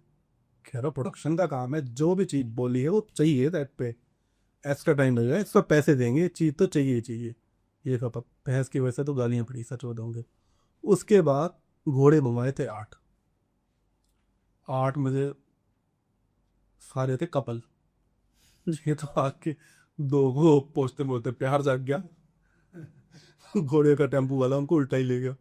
सेट पे काउंट हुए 1 2 3 4 5 6 7 8 आ गया। मैंने कहा भाई उनका प्यार जाग गया ना, तो बनके एक ये फकअप हुआ। मतलब कुल मिला के इस शूट पे काफी सारे छोटे छोटे फकअप हुए, एट देन अच्छा वीडियो बन गया। और वो भैंस वाला शॉट मिस हुआ, बोड़ो में तो हमने काम चला लिया। बंदर वाला भी तो हो गया। मतलब बंदर वाला तो सबसे बड़ा फकअप था, हाँ। मतलब बंदर भी चला गया। मतलब अगर हम चाहते तो कर सकते थे, सेट पे ये नहीं होता कि खाना खाने मतलब वेल प्लान्ड नहीं था शूट के यार, कब वो आए और उस टाइम उनके वाला वो शो। नहीं ये था, उस टाइम आर्टिस्ट बड़े थे, हम्म। आर्टिस्ट के हिसाब से प्लान से। आर्टिस्ट ने बोला कि पहले ये वाला कर लो, थोड़ा उनके हिसाब से भी सुनना पड़ता है, क्योंकि खेसारी लाल अपने वहाँ के सुपरस्टार हैं, सपना में कभी सुपरस्टार ही हैं, तो ये थोड़ा वो तो होता ही है। बट बहुत मजा आया। ठीक है। तो तूने कास्टिंग की है बहुत सारी म्यूजिक वीडियोस की, बट मेरे को पता है तूने एड्स की भी किया है, तूने कुछ फिल्मों की भी की है और तूने वेब सीरीज की भी की है। तो तो मैं अगर ये पूछूं कि सबसे आसान क्या है, सबसे मुश्किल क्या है, या इनमें डिफरेंस क्या है बेसिकली? आसान बेसिकली सच बताऊं, म्यूजिक वीडियो की कास्टिंग है। म्यूजिक वीडियो की। आसान इसलिए है कि समटाइम्स डायरेक्टर और आर्टिस्ट अपनी पसंद की प्रोफाइल भेज देते हैं, हम उनकी रिसर्च करते हैं, उनका कॉन्टैक्ट निकालते हैं, उनको कॉल करते हैं, बजट लॉक करते हैं और बुला लेते हैं। बट फॉर ऐड की नहीं, कोई ऐड करने में हीरोज की बहुत सारी ऐड करता होता हूँ, तो उसके लिए एग्जांपल वो बॉम्बे से टीम आती है, पहले रिक्वायरमेंट कास्टिंग और प्रोडक्शन दोनों ही करता हूँ उनका है, तो रिक्वायरमेंट दे देगी कि ये ऐसी आंटी का करेक्टर चाहिए, 15-20 करेक्टर दे देगी। उसके लिए 2 से 3 दिन लग जाते हैं। 4 4 कास्टिंग वाले बंदों को साथ लगाते हैं जो लोकल कास्टिंग करते हैं, उनके साथ मिलके मैं उनमें शॉर्ट लिस्ट करता हूँ, मैं आगे डायरेक्टर को भेजता हूँ। मतलब उसमें बहुत टाइम में होता है। एक एक करेक्टर जिन जैसा हमको चाहिए होता है वैसा ही चाहिए होता है। गाना में एक बार के लिए हमें मॉडल नहीं मिल रही, अगर हमने शूट करना ही करना है तो हम मॉडल दूसरी ले लेंगे, कॉम्प्रोमाइज कर सकते हैं। बट फॉर एड एक स्पेसिफिक करेक्टर, इसके अंदर कादर खान जैसा रोल चाहिए तो वही चाहिए, इसके लिए सलमान खान जैसी लुक चाहिए तो वैसी चाहिए, बॉडी बिल्डर बंदा चाहिए, तो एक स्पेसिफिक एक्ट, उसका एक्सपीरियंस। गानों में मॉडल्स चल जाती हैं, बस एड्स वगैरह में एक्टर ही चाहिए, मॉडल्स समटाइम्स नहीं चलेंगी। कई मॉडल्स होती हैं जो रैंप वगैरह करती हैं, सब करते हैं, बट वो एक्टिंग में इतनी स्ट्रांग नहीं होती। बट समटाइम्स गानों में चल जाता है क्योंकि बेसिक लव एक्ट होता है, बेसिक एक्ट होता है। But for ads, web series, वहाँ पे डायलॉग डिलीवरी होती है, ये सब चीज़ें होती हैं, तो प्रोफेशनल चाहिए जिनके बोलते हुए हाथ ना कांपे, आंखें कॉन्टेक्ट हो, बड़े हर चीज़ बेस्ट चाहिए होगा। ठीक है। तो एक तो होता है दिपेश के, कभी कभी ऐसा होता है कि कोई स्ट्रगलिंग मॉडल है, ठीक है, वो देखते हैं कि यार ये बंदा तो बहुत सारी कास्टिंग करता है, ठीक है, तो वो कभी तेरे साथ ऐसे बात करती है, कोई ऐसी फीमेल है ना, कि जो मतलब काम के अलावा कुछ बातें करती हो, इंटरेस्ट दिखाती हो, हाँ, बहुत जस्ट टू कि उसको तू काम दे, ऑफर करे, रेदर देन उसके टैलेंट बेस पे, है ना? हाँ, ऐसा हुआ है, बहुत बार हुआ है। बट मैं इन चीज़ों से मोस्टली अवॉइड ही किया है। मैं तो ऐसी लड़की से ही दूर हो जाता हूँ कि जो ऐसी है वो फंसा भी सकती है। मतलब बहुत बार ऐसा हुआ है, मतलब अराउंड 10 से 12 बार मेरे को आज तक की लाइफ में ऐसी लड़कियों के मैसेज है, सर मुझे काम दिलवा दो, मैं कुछ भी करने को तैयार हूँ। कि उनकी साइड से ऑफर आएगा, मैं नहीं करूँगा। मुझे भी कई बार प्रोड्यूसर डायरेक्टर बोल देते हैं, नाम नहीं शेयर कर सकता, बट सम टाइम इंडस्ट्री में बोल देते हैं कि कोई मतलब जो फ्रेंड टाइप की लड़की हो, जो कंफर्टेबल हो हमारे साथ, मतलब इनडायरेक्टली बोल देते हैं। बट मैं उस चीज़ों को अवॉइड करता हूँ। हाँ, इनडायरेक्टली कुछ ना कुछ वो हिंट दे देते हैं कि यार। बट मैं ऐसी चीज़ों को हमेशा अवॉइड करता हूँ। मेरा ये काम नहीं है, मैं कास्टिंग का काम है। अगर आपने ये चीज़ किसी और से करवानी, किसी और से करवा लो, मैं आपका सिर्फ प्रोडक्शन हैंडल कर लूँगा। मैं चीज़ों का साफ ध्यान रखता हूँ क्योंकि मेरी भी पीछे फैमिली है, ये सब चीज़ें देख के चलना पड़ता है। नाम बनाना बहुत मुश्किल है, नाम गिराना सेकंड के हिसाब से होता है। बहुत सी आपने 10 साल मेहनत करके लगाया, नाम बनाया, बहुत बड़ा नाम बना लिया, एक लड़की ने आप पे गलत इल्जाम लगा दिया, सेकंड में नाम खत्म। ठीक है, ये तो हो गया कि चलो म्यूजिक वीडियो आसान होती है, वो तो मेरे को पता है ये क्यों कह रहा है, क्योंकि वो एक दिन में काम खत्म हो जाता है और पैसे लेके भाई साहब घर चले जाते हैं। तो मुश्किल किसका होता है फिर? फिल्मों का होता है? हाँ, कास्टिंग बेसिकली मुश्किल फिल्मों की होती है। ठीक है। बट एज ए प्रोडक्शन में बोलूँ तो इजी फिल्म होता है। पर पहले फिल्म से पहले 1 महीने की मेहनत होती है, हाँ, कास्टिंग और प्रोडक्शन दोनों की फिल्म में। ठीक है, कास्टिंग का थोड़ा बता फिर होगी। कास्टिंग मैं ऐसे क्या बताता हूँ, कास्टिंग के लिए 1 महीना पहले टीम आएगी, अपनी स्टोरी लाइन लेके स्क्रिप्ट वगैरह बताएगी, सारी चीज़ें बताएगी कि हमें ये इस फिल्म का करेक्टर, कोई रोमांटिक मूवी है तो उन्होंने रेफरेंस दिया जी, सनम तेरी कसम जैसी ऐसी स्टार कास्ट चाहिए, और हमें कोई नया फेस चाहिए, वो तुझे ढूंढ के देना है। उसके लिए लगना पड़ता है। उसके लिए पहले ऑडिशंस होते हैं, यूं नहीं है कि गानों में तो फोटो मंगवाई जी, ओके है। ओके। बट फॉर मूवी, क्योंकि काफी बड़ी इन्वेस्टमेंट हाँ, होती है। मतलब उसमें जब बजट मैटर ही नहीं करता, उससे तो लाइफ बननी है ना फिल्म से तो हमेशा। तो उनकी पहले प्रोफाइल मंगवाई, पहले उसकी फोटो सिलेक्ट करी, फिर उनकी एक्टिंग स्किल्स देखने होते हैं। कई बार इतनी सुंदर लड़की होती है कि मतलब आंख बंद करके बंदा ना किसी म्यूजिक वीडियो में डाल दे, बट फॉर फिल्म वो सुटेबल भी है, सब कुछ भी है, और उसका ऑडिशन आया, एक्टिंग एवरेज है, काट रिजेक्ट नहीं चाहिए। सेकेंड ऑप्शन, उसका लुक एवरेज है, मतलब उस जो चाहिए थी उसका 80% है, बट एक्टिंग बम है, खा जाएगी, तो उसको प्रेफर ज़्यादा करते हैं। सुंदरता बाद में है, एक्टिंग पहले है। मतलब अगर मैं इसको सिंप्लीफाई करूं तो जब तुम्हें फिल्म में कास्टिंग करनी है फिल्म के लिए तो एक्टिंग प्रायोरिटी है, जब तुम्हें म्यूजिक वीडियो में कास्टिंग करनी है तो लुक्स लुक्स, हाँ। प्रायोरिटी है ना। ठीक है, मतलब आज के टाइम में कोई ऐसा भी होता है कि सपोज करो किसी किसी कोई भी फीमेल मॉडल मेल मॉडल कोई एक्टर, उसे तेरे को कांटेक्ट करना है कि यार भाई मुझे म्यूजिक वीडियो में कास्ट करो, तो रैंडमली तू उनसे बात करके कास्ट कर देता है या कोई एक स्टेप बाय स्टेप कोई प्रोसीजर भी होता है कि तू देखता है परखता है तू जानता है उसको ऐसा? कई बार ऐसा होता है कि किसी ने मैसेज करा, मेरे को समझ आ गई प्रोफाइल, यार ये तो अच्छी प्रोफाइल है, चलने वाली है, इसको तो मैं करवा दूंगा। उसको मैं मैसेज करके बोल देता हूँ कि यार मेरा ये व्हाट्सअप नंबर है, मुझे मैसेज कर दो, कुछ भी होगा मैं आपके अपडेट कर दूंगा। कई प्रोफाइल ऐसी होती हैं जिनको कुछ ना उनका फोटोशूट हो रखा, ना पोर्टफोलियो बना हुआ, ना एक्टिंग स्किल्स है, बस देखी देखी मैं आ गई जी, ये कास्टिंग करते हैं, इनको बात करूंगी तो मेरी जिंदगी बन जाएगी। बट ये नहीं होता, लोग 5-5 साल धक्के खाते रहते हैं, काम नहीं बनता।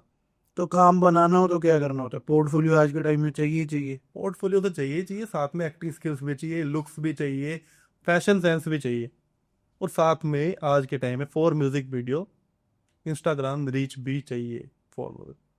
हम्म तो वो आजकल कितनी इम्पोर्टेंट है कि वो मेरे को वो बहुत डिमांड ही आती है गानों के लिए कि इतनी रीच वाली लड़की चाहिए जिससे हमारा गाना वायरल हो जाए। बट ये 4 साल पहले नहीं था। हाँ जी, 4-5 साल पहले जब ये टिकटॉक ये सब नहीं था। थोड़ा ये actress थोड़ा की value थोड़ा ज्यादा हाँ थोड़ा ये वाला डिफरेंस बता कि आजकल जैसे पहले क्या होता था कि आपको किसी मॉडल को कास्ट करना है म्यूजिक वीडियो में तो उसमें क्या होता था कि आप उसकी प्रोफाइल देखते थे, लुक देखते थे, आप अपने वीडियो आपने जैसी शूट करनी है उसके साथ आप मैच करते थे कि यार ये लड़की है या ये लड़का है, ये एक्टर है, ये उस कैरेक्टर को शूट कर रहा है, लुक वाइज शूट कर रहा है तो एक्टिंग 19-21 चल जाएगी। आज के टाइम में आप लुक बाद में देखते हो, पहले इंस्टाग्राम का नंबर देखते हो कितने फॉलोअर्स हैं। ये भी है। तो ये ट्रेंड जो चेंज हुआ पिछले 3-4 सालों में, थोड़ा इसका बेनिफिट या डिसएडवांटेज बताओ। इसका नुकसान हुआ है ज़्यादा एक्टर्स को। कुछ एक्टर्स हैं जिनकी मतलब वॉइस एंड गर्ल्स बोथ दोनों के लिए कह रहा हूँ, जिनकी इंस्टा पे फॉलोअर्स नहीं है, स्मार्ट भी है, एक्टिंग भी अच्छी है, बजट में भी ये सीन रहता है, लाइक वो एक्टर भी अच्छा है, एक्सपीरियंस भी 10 साल का है, 5 साल का है, वो बेचारे 20,000 में काम कर रहे हैं। 2 साल पहले कोई इंस्टा पे वायरल होगी लड़की जिसको एक्टिंग भी नहीं आती, कुछ भी नहीं आता, वो 2 लाख रुपए मांग लेती है। बट ये चीज़ पहले बहुत अच्छी थी। मैं कह रहा हूँ कि जब मैं इंडस्ट्री में स्टार्ट किया था, मतलब 10 साल पहले की बात कर रहा हूँ, उस टाइम एक्ट्रेस की वैल्यू, उस टाइम ये सीन ही नहीं था। फॉलोवर्स चाहे लड़की के 10,000 हो, लुक्स अच्छा है, एक्टिंग अच्छी है, सब कुछ अच्छा है, तो वही प्रेफर करेगी, और बजट भी अच्छा मिलता था। टाइम आने के बाद उनके बजट बेचारों के कम होते गए, और जो नए नए आए जिनकी इन्फ्लुएंसिंग मार्केट वाले ये सब आए, तो ये उनकी काफ़ी जगह खा गई। आजकल किसी भी मॉडल या आर्टिस्ट का जो टैलेंट है वो इंस्टाग्राम के नंबर से जज होता है। For music video only. But आप ऐसा फिल्म में फिल्मों में नहीं, फिल्मों में एक्टिंग मस्ट है, उसमें आपके फॉलोअर्स मैटर नहीं करेंगे। आपके 200 फॉलोअर्स भी होंगे ना, आपकी एक्टिंग जबरदस्त है और आपका लुक्स भी अच्छा है, चाहे 20 मिलियन वाली प्रोफाइल होगी वो रिजेक्ट होगी, उसको साइड रोल मिलेगा। अगर वो सुटेबल है, 200 फॉलोवर वाली लड़की भी, उसको भी ले लेंगे। आजकल नई नई फिल्म बन रही है, मतलब उनमें नए नए आर्टिस्ट को चांस मिलता है, कई बार एक एक फिल्म से स्टार बन जाते हैं। हमने देखा ही होगा। सही बात है, सही बात है। तो वो ये सारी प्रॉब्लम्स तो हमने जान ली कि कास्टिंग कैसे होती है, लाइन प्रोड्यूसर का क्या काम होता है, एक रिनाउंड मॉडल के साथ जब तुम काम करते हो, एक नई मॉडल के साथ काम करते हो, फैमिली से क्या सुनने को मिला, ये सब तो भाई हो गया। अब आते हैं एलिफेंट ऑफ द रूम के बॉलीवुड सेलिब्रिटीज़। एक यहाँ पर रीजनल, हमारा सिनेमा रीजनल इंडस्ट्री है, ठीक है, पंजाबी या हरियाणवी, बट पैन इंडिया या इंडियन सिनेमा हम बॉलीवुड का ही गिनते हैं कि यार हिंदी सिनेमा कह लो। तो वहाँ के आर्टिस्ट में जो मैं फर्स्ट हैंड नॉलेज है जो मेरी, प्रोफेशनलिज्म का तो बहुत फर्क होता है, ठीक है, कि यहाँ के जो बातें हैं यार, मतलब बहुत ही चीप बातों पे भी कुछ डील्स जो होती है कैंसिल हो जाती हैं। बट जब बॉलीवुड इंक्लूड होता है, बॉलीवुड का कोई बड़ा आर्टिस्ट होता है, उसमें और यहाँ के बंदे के काम करने में क्या डिफरेंस होता है, और किस बॉलीवुड आर्टिस्ट के साथ जो तूने काम किया हो, उसका नाम, उसके नाम के साथ उसका एक्सपीरियंस शेयर कर, ताकि जो कोई बंदा इस काम में, इस लाइन में आना चाहता है, उसको वो उसको वो ये पता चले कि यार जो दिखने में आसान होता है शायद वो इतना मुश्किल है कि यार मैं एक स्टेप बैक ले लेता हूँ, ये शायद मेरे लिए अच्छा होगा। या अगर वो अच्छा एक्सपीरियंस है तो तू अच्छा एक्सपीरियंस या अच्छी चीज़ भी शेयर कर सकता है। रिसेंटली मैंने कुछ एक महीने पहले नवाजुद्दीन सिद्दीकी के साथ एक प्रोजेक्ट किया था। ओके, कौन सा प्रोजेक्ट? बेसिकली एक हरियाणवी सॉन्ग था, चिड़िया पवा एंड नवाजुद्दीन की कोलैब आई थी। ठीक है। और ये ये गाने का नाम क्या था? जानता जानता अल्लाह। होगा, वो सुना भी होगा आपने। ठीक है। इसके लिए हमारी 2 से 3 महीने से प्लानिंग चल रही थी कि ये करना है, ये करना है, इसको कहाँ करें, क्या करें। फिर एकदम से इसका प्लान होता है, तो हम सारी टीम अराउंड शूट से 10 दिन पहले लग जाते हैं कि ये करना है, इसके लिए कैसे सेट चाहिए, कितनी डिमांड है, 50 डांसर चाहिए। मतलब इसको हमने बहुत बड़ा करना था कि हरियाणा इंडस्ट्री का, हरियाणा का एक डायरेक्टर जो बॉलीवुड सेलिब्रिटी को डायरेक्ट कर रहा है। ऐसे प्रोजेक्ट करना चाह रहे थे प्रोजेक्ट को। हम्म। ठीक है। और ये गाना हरी रेणुका के चैनल से था, तो बहुत बड़ा प्रोजेक्ट था सबके लिए। तो इसके लिए हम लगे, रेकी करी। सबसे पहले हम गए आर्ट डायरेक्टर कर्मा बाजी के पास। तो उनका स्टूडियो पे गए, तो वहाँ पे हमारी बात नहीं बनी, क्योंकि वहाँ पे नए वाला जो उनका शेड है वो छोटा था। तो हमने कहा यार करे क्या, हमारे सेट्स बहुत बड़े बड़े हैं। तो हमने इसको पंजाब फिल्म सिटी में प्लान किया। तो उसके लिए लगे रहे, उसके हमने सोचा कि इसके अंदर हमें प्री लाइटिंग करवानी है, ये सारी चीज़ें करवानी है। साथ के साथ फिर नवाजुद्दीन सिद्दीकी 2 से 3 दिन पहले आ जाएंगे, उनकी रिहर्सल वगैरह है।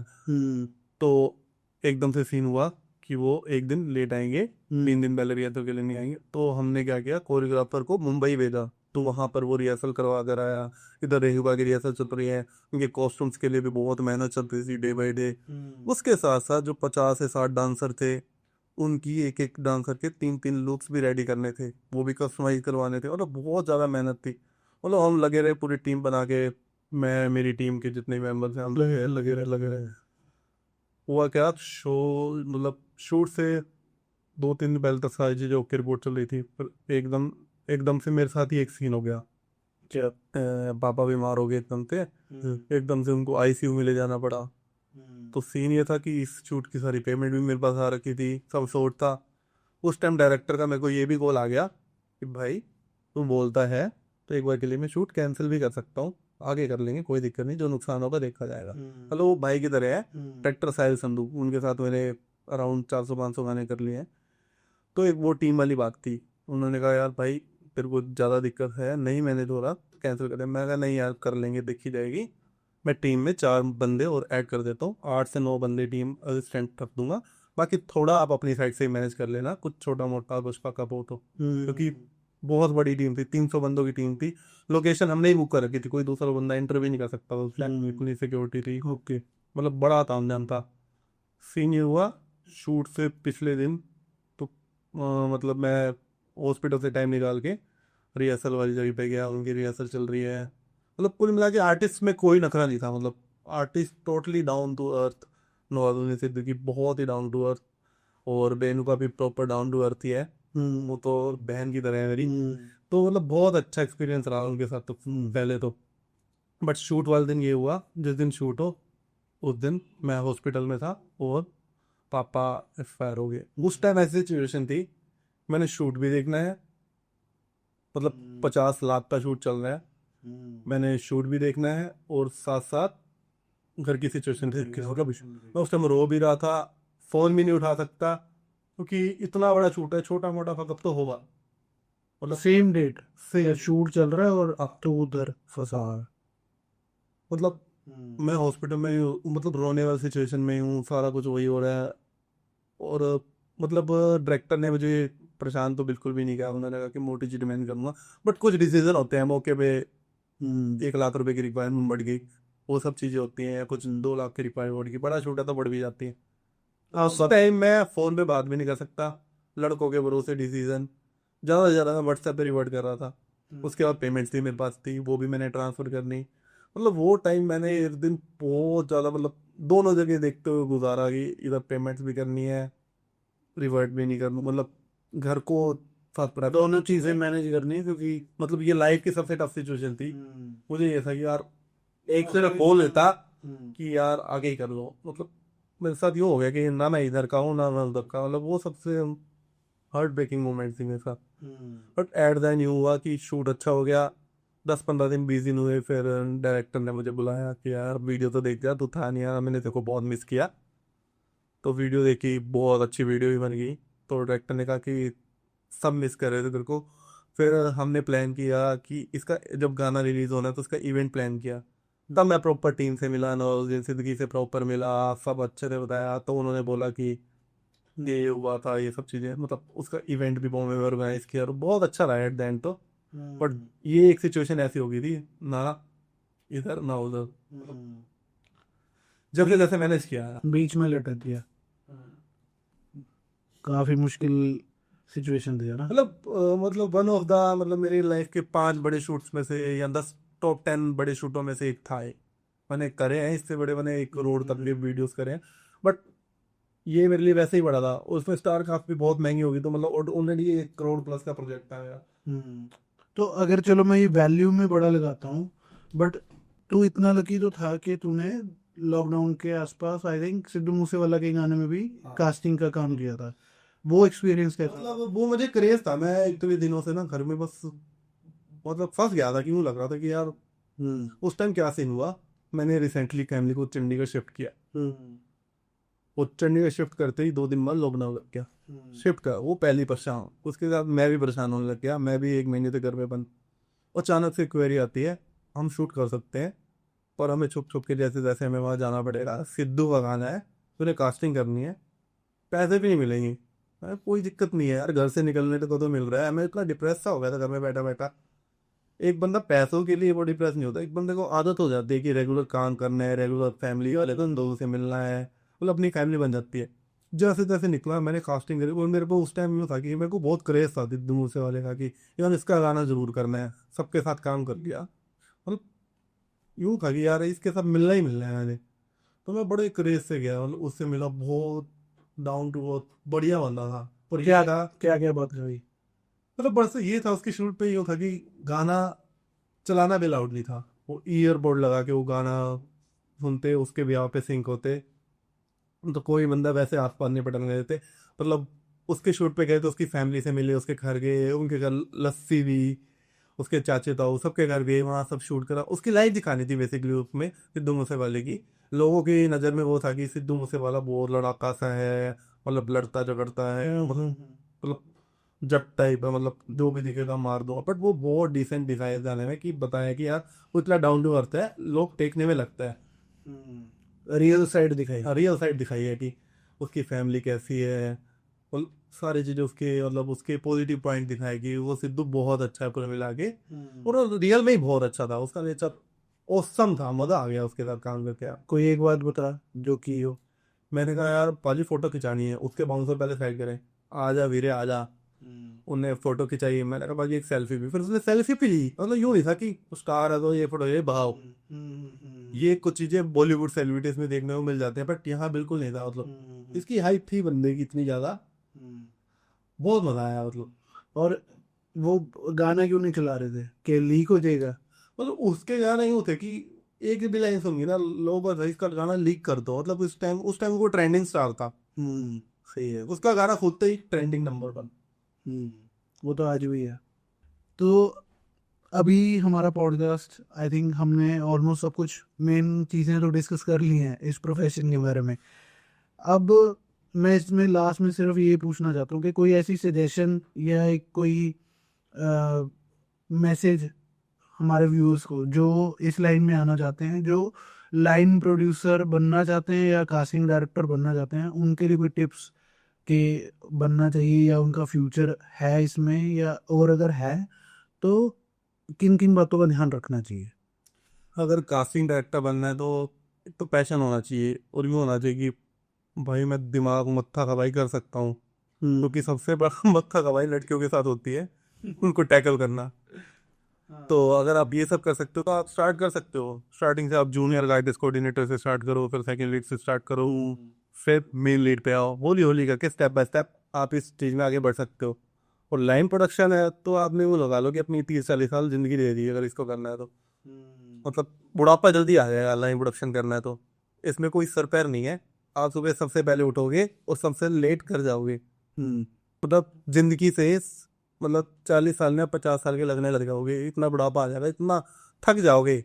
लाइन प्रोडक्शन काम तो औखा है बट ठीक है, अगर आप वेल सेटल्ड होगे बहुत अच्छा अर्न भी कर सकते हो। और इसके लिए मेहनत लगेगी, आपको स्टेप बाय स्टेप करना पड़ेगा। ये भी किसी को असिस्ट करने से स्टार्ट करना पड़ेगा, फिर आगे 1 बाय 1 प्रोसेस करके एक एक चीज़ की नॉलेज करके 4 से 5 साल लगेंगे आपको स्टार्ट करने के लिए ठीक ठाक। उसके बाद जब आप वेल नो हो जाओगे, वेल सेटल्ड हो जाओगे, उसके बाद आप अच्छा earn मतलब इसमें एक पीक पर जाके ही आप कमा सकते हो, उससे पहले नहीं। और ये है कि आप तब तक कमा लेते हो जब तक आपका शरीर चल रहा है। यूँ नहीं है कि आप बैठे बैठे कमा रहोगे। इसका मैं एक्सपीरियंस बताता हूँ। मैंने भी अपनी टीम रखी हुई थी, 1 बाय 1 असिस्टेंट रखे हुए थे। बाद में उन्होंने अपना काम स्टार्ट कर दिया, मेरे क्लाइंट्स को काटना शुरू कर दिया। ये सब चीज़ें आई। ये कॉमन है, वो चीज़ तो मैंने भी देखी है। तो ठीक है, बढ़िया लगा आपसे बात करके, and wish you all the best for your future projects. And हम भी जल्दी काम करेंगे, ठीक है। और मैं यही चाहूँगा कि हमारे व्यूअर्स जाएं, दीपेश की प्रोफाइल पर जाएं। किसी को अगर कोई भी डाउट है या वो इस इंडस्ट्री में कोई है ना, कुछ भी आप पूछना चाहते हो मेरे से या दीपेश से, तो आप डायरेक्ट हमें कांटेक्ट कर सकते हो। हमारे अंदर कोई भी टेंट्रम्स नहीं है। फिर भी ये बता, तो लड़कियों का क्या सीन है? कास्टिंग वाले तो भाई लड़कियों में ही जाते हैं। हाँ, होता तो ऐसा है। जब मैं नया नया आया था ना, मैं कास्टिंग का काम कर रहा इसलिए था कि यार इतनी अच्छी लड़कियां देखने में देखा देखा देखा, मैं यही प्रूफ करना चाहता था, ये लड़कियों की वजह से ही काम करता है। नहीं, उस टाइम होता है नया नया हिसार से निकला, जितने पे भी लाइफ देखी नहीं थी, मतलब हाई फाई, मतलब बढ़िया बढ़िया लड़कियों को देखना। यूँ हो जाता था कि यार मैं सेलिब्रिटीज के साथ रहने लग गया। यूँ लगता था कि रोज ही प्यार हो जाता है। नहीं, बंदा बोल भी नहीं सकता, पीछे फैमिली को देखना है, शराफत दिखानी है, मतलब नहीं, सभी मेरे को, की है मतलब। अरे मैं कुछ और पूछ रहा हूँ, तो मुझे वो बता भाई। फिल्टर फिल्टर वाला जवाब नहीं चाहिए मेरे को, यहाँ पे अनफिल्टर्ड चीजें चाहिए। मैं ये पूछना चाहता हूँ कि जैसे ना, बंदा किसी लड़की को देखता है, वो कहते हैं यार बड़ी सुंदर है, हीरोइन लगती है ना। बंदा बोलता है, एक टर्म है हमारे इंडिया में कि यार कोई लड़की सुंदर होती है ना, कोई बहुत ज्यादा ब्यूटीफुल है, तो उसके लिए एक टर्म यूज करते हैं, यार ये तो हीरोइन है ना। भाई जो कास्टिंग वाला वो तो रहता ही हीरोइंस में है। अब तेरे आसपास 20 लड़की, 20 की 20 हीरोइंस है, हाँ? तो दिमाग नहीं खराब होता एक बार? होता तो है बट मैं थोड़ा डिस्टेंस बना ही चला। एट द एंड लड़का ही है ना, तो ठीक है, बस फिर दिमाग खराब होता तो फिर वो कहते मेहनत कर। एट द डिस्टेंस बना के जाता हूँ, बट एक दो बार ऐसा हुआ कि यार मेरे को तो प्यार ही हो गया सेट पे जाती लड़की से यार।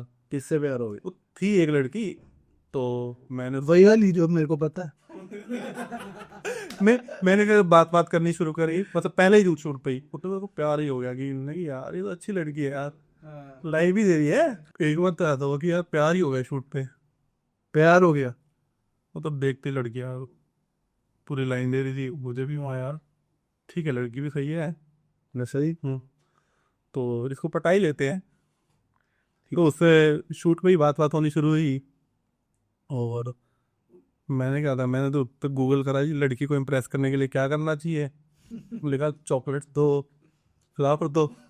मैंने चॉकलेट और फ्लावर ऑर्डर कर लिया और सेट पे? सेट का पैक हुआ। मैंने कहा जी लो और अपने बारे में कुछ बताओ। वो सच में ही वो मतलब इंटरेस्टेड थी। उसका भी ताज़ा ताज़ा ब्रेकअप हुआ था, वही मेरे प्यार में पड़ गई, मेरे को लग रहा था अभी। और वो बाई चांस पता लगा हफ्ते बाद तो पड़ ही गई थी। उसके बाद क्या हुआ, चॉकलेट वॉकलेट दी, खुश हो गई। देन मैं उसे ड्रॉप करने गया, फिर उसका मैसेज वैसे जाना स्टार्ट हुआ, फिर अच्छी कन्वर्सेशन होने लगी। फिर तो क्या कहते कि मैं मॉडलिंग तक छोड़ दूंगी अगर तुम चाहते हो तो, बट मैं तुम्हारे साथ रिलेशनशिप में रहने जाती हूँ। मैंने कहा यार ये तो बहुत अच्छी चीज़ होगी। फिर तो क्या आता, मैं जिस शूट पे हूँ वो शूट पे ही पहुंच जाती। अच्छा। मतलब सरप्राइज देने की, मैं कुछ गलत कांड तो नहीं कर रहा नहीं, बट मैं ऐसा ना आ रही है, वो तो होता ही था। कम से कम भी 10-15 बार ऐसे था मेरे साथ सरप्राइज ही हो गया एक बार तो मैं बहुत बड़ा शूट करने के लिए आउट ऑफ स्टेशन था, वो वहां भी पहुंच गई, बट एट द एंड अच्छा रहा उसके साथ एक्सपीरियंस। तो अब क्या फ्यूचर प्लान क्या है? नो फ्यूचर प्लान, अब वो अपनी दुनिया में है, मैं अपनी दुनिया में।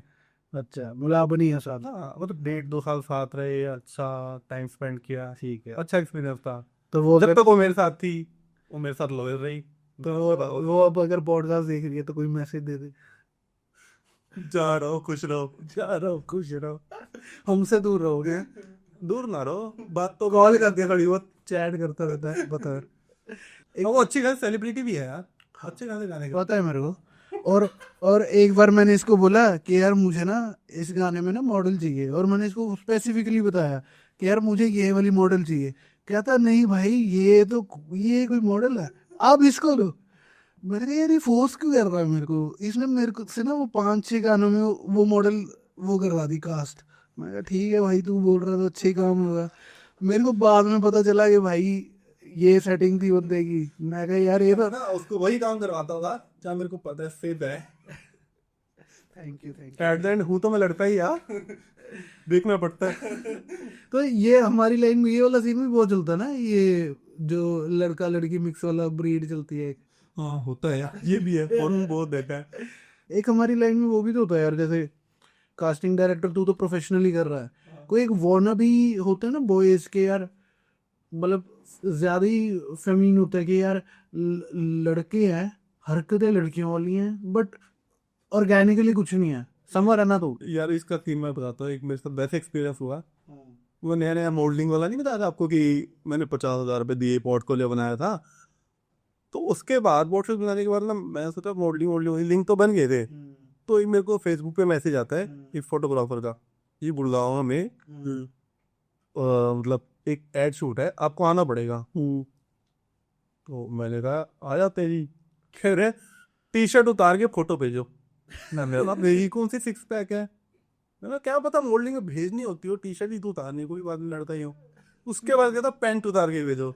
उसके बाद जो मैंने उसको गालियां निकाली, मतलब मुझे लगा कि यार मॉडलिंग नहीं करनी तूने, और ऐसे बंदों से लोगों को बचाना है।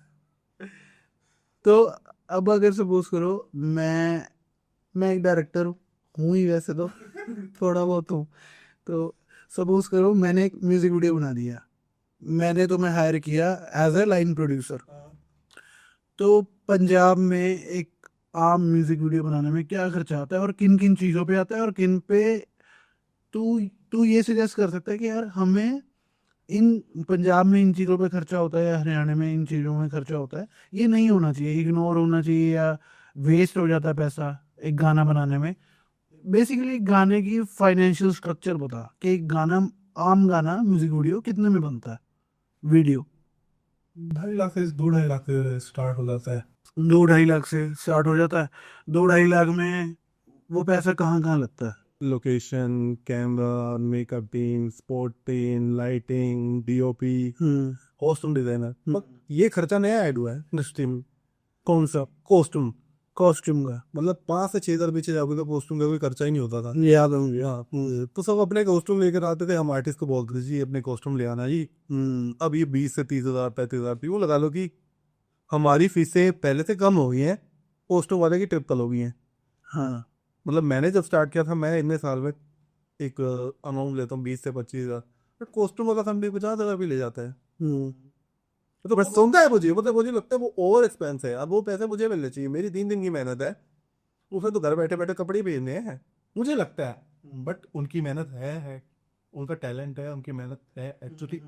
बट किसी किसी प्रोजेक्ट में जब पर्टिकुलरली रिक्वायरमेंट है स्टाइलिस्ट की या कॉस्ट्यूम डिजाइनर की, उसमें वो वर्थ लगता है, बट किसी किसी में बहुत जब नहीं होती पर दिखावे के लिए बनाना पड़ता है, उसमें 20-30 हज़ार लगता है, तब दुखता है यार। मेरी जेब में तो सिर्फ इतना आ रहा है यार, ये ज्यादा लेके जा रहा है बैठे बैठे, वो लगता है, बट है एट द एंड उनकी मेहनत भी है। तो 2-2.5 लाख में एक म्यूजिक वीडियो तैयार हो जाती है, स्टार्ट होता है, स्टार्ट होता है। एंडिंग किसी की कीमत पे भी नहीं होगा। 50 लाख, करोड़, 2 करोड़, 3 करोड़, मतलब कुछ नहीं है इसका एंड। जितना लगाओ, जितना बूट डालोगे उतना मीठा होगा। आप डांसर्स 1500 रुपये में बुला सकते हो, और 20 हज़ार रुपये का भी एक डांसर बुला सकते हो, और 50 डांसर बुलाओगे, अमाउंट चेक कर लो कितना फर्क आ गया। हाँ सही, वही वीडियो में दिखता है यार, सीधी सी बात करें। लोकेशन पे भी होता है, और हम 30,000 की लोकेशन ले रहे हो, एक 3 लाख की ले रहे हो, तो उससे इफेक्ट दिखेगा। हाँ। अब नई चीज़ आ गई, जैसे सेट्स वगैरह लगते हैं। एक आप बने बनाए जुगाड़ू चीज़ों में शूट कर रहे हो तो आपका सेटअप ईजी हो गया। अब आप बड़ा शूट कर रहे हो, बड़े बड़े सेट्स लगेंगे तो 10-12 लाख भी लग जाता है, कॉस्टिंग 15 लाख भी लग जाती है। तो यही होता है। अब एक नई चीज़ हो गई है, पहले नहीं होता था। पहले VFX लोग काम करवाते थे और IFX का टाइम आ गया, तो हम लोग उस पर भी 2-2 लाख 3 लाख खर्च देते हैं। तो आज के इंटरनेशनल मार्केट में पैन इंडिया से भी ऊपर जाना चाहते हैं ना लोग। पंजाब में तो वैसे भी वो ट्रेंड है कि सीधा हॉलीवुड को ही टक्कर मार। ठीक है, तो अब मैं अगर इस हमारी सारी कन्वर्सेशन को कंक्लूड करता हूँ अगर, तो एक लाइन प्रोड्यूसर वो है जो आपके लिए ये सारी चीज़ें अरेंज करता है, और एक आम पंजाब में एक आम म्यूजिक वीडियो की कीमत 2 से लेके 2.5 लाख में शुरू हो जाती है। लाइन प्रोड्यूसर वो है जो डायरेक्टर की सारी सरदर्दी अपने सर पे ले लेता है, आपने जीरो शूट पे आना है हाँ, और एक्शन बोलना है। फिर मेरी क्यों नहीं लेता? मेरे को ये बंदा इतना तंग करता है भाई, आधे से ज़्यादा काम इसका मैं करता हूँ, ठीक है। और मेरे साथ तो आज तक इतने फकअप हुए ना, वो हम इसलिए डिस्कस नहीं कर रहे कि उसमें मेरी ब्रांड वैल्यू खराब हो जाएगी कहीं ना कहीं। बट ये है कि नो डाउट दीपेश बहुत ही ईमानदार, और आई थिंक ईमानदार है तो आज तक चल रहा है, सीधी बात है। नहीं तो हम इतने लोगों को जानते हैं जिन्होंने हमारे साथ स्टार्ट किया था, बट आज वो कहीं भी नहीं है वो इंडस्ट्री में, है ना। क्योंकि उसका रीजन सिर्फ एक है कि उन्होंने शायद पैसे को या जल्दी पैसा बनाने को इम्पोर्टेंस दी रेदर देन अच्छा काम को, है ना। उसमें हम नाम तो किसी का क्या ही लें, बट ऐसे कई लोग हैं। आप अगर अच्छा काम करोगे तो आप स्टैंड करोगे, नहीं तो इसके अलावा आपके पास कोई सब्स्टिट्यूट नहीं है। अच्छे काम का तो आई थिंक कोई रिप्लेसमेंट है ही नहीं, चाहे वो आर्टिस्ट में हो चाहे वो किसी भी प्रोफेशन में हो, है ना। अच्छा काम करोगे ऑटोमेटिकली डिमांड आएगी, काम बुरा करोगे धीरे धीरे लोग डिमांड खत्म होती जाएगी, एक दिन खाली। तो अभी अगर मैं तेरे से ये पूछूं कि फ्यूचर प्लान्स क्या हैं तेरे, लाइन प्रोड्यूसर ही बनना है या कास्टिंग डायरेक्शन में ही थोड़ा आगे जाना है, क्या मतलब इसमें आगे क्या है, आगे क्या एक्सप्लोर कर नहीं, आगे मैं ये कर सकता हूँ, अपना प्रोडक्शन हाउस प्रॉपर बड़े लेवल पे स्टार्ट कर सकता हूँ, और साथ साथ कुछ पार्ट टाइम बिजनेस भी स्टार्ट कर सकता हूँ। एक चीज पे डिपेंडेंट नहीं रहना चाहिए, जब तक शरीर साथ है तब तक हम ये कर सकते हैं ना। हाँ हाँ, मतलब ये काम जब तक आपका बॉडी ऑफ वर्क है कि यार सपोज करो आप जब तक फिजिकली काम कर रहे हो इस चीज। इस लेवल पे तब तक काम मिलता रहेगा। हाँ, तो यही है कि साथ के साथ सेकंड ऑप्शन भी तैयार रहना चाहिए, मतलब आप अगर अच्छा काम भी कर रहे हो तो या तो यही सजेस्ट कर। पार्ट टाइम इनकम का। हाँ, क्योंकि समटाइम्स कुछ दिक्कतें आ जाती हैं, कुछ करना वट एवर, कुछ भी दिक्कत आ गई, मेजर प्रॉब्लम आ गई, तुम्हारे पास सेकंड ऑप्शन होना चाहिए। तुम पैसिव इनकम होनी चाहिए तुम्हारी पार्ट टाइम। ठीक है, एक पैसिव इनकम होनी चाहिए। ठीक है, ठीक।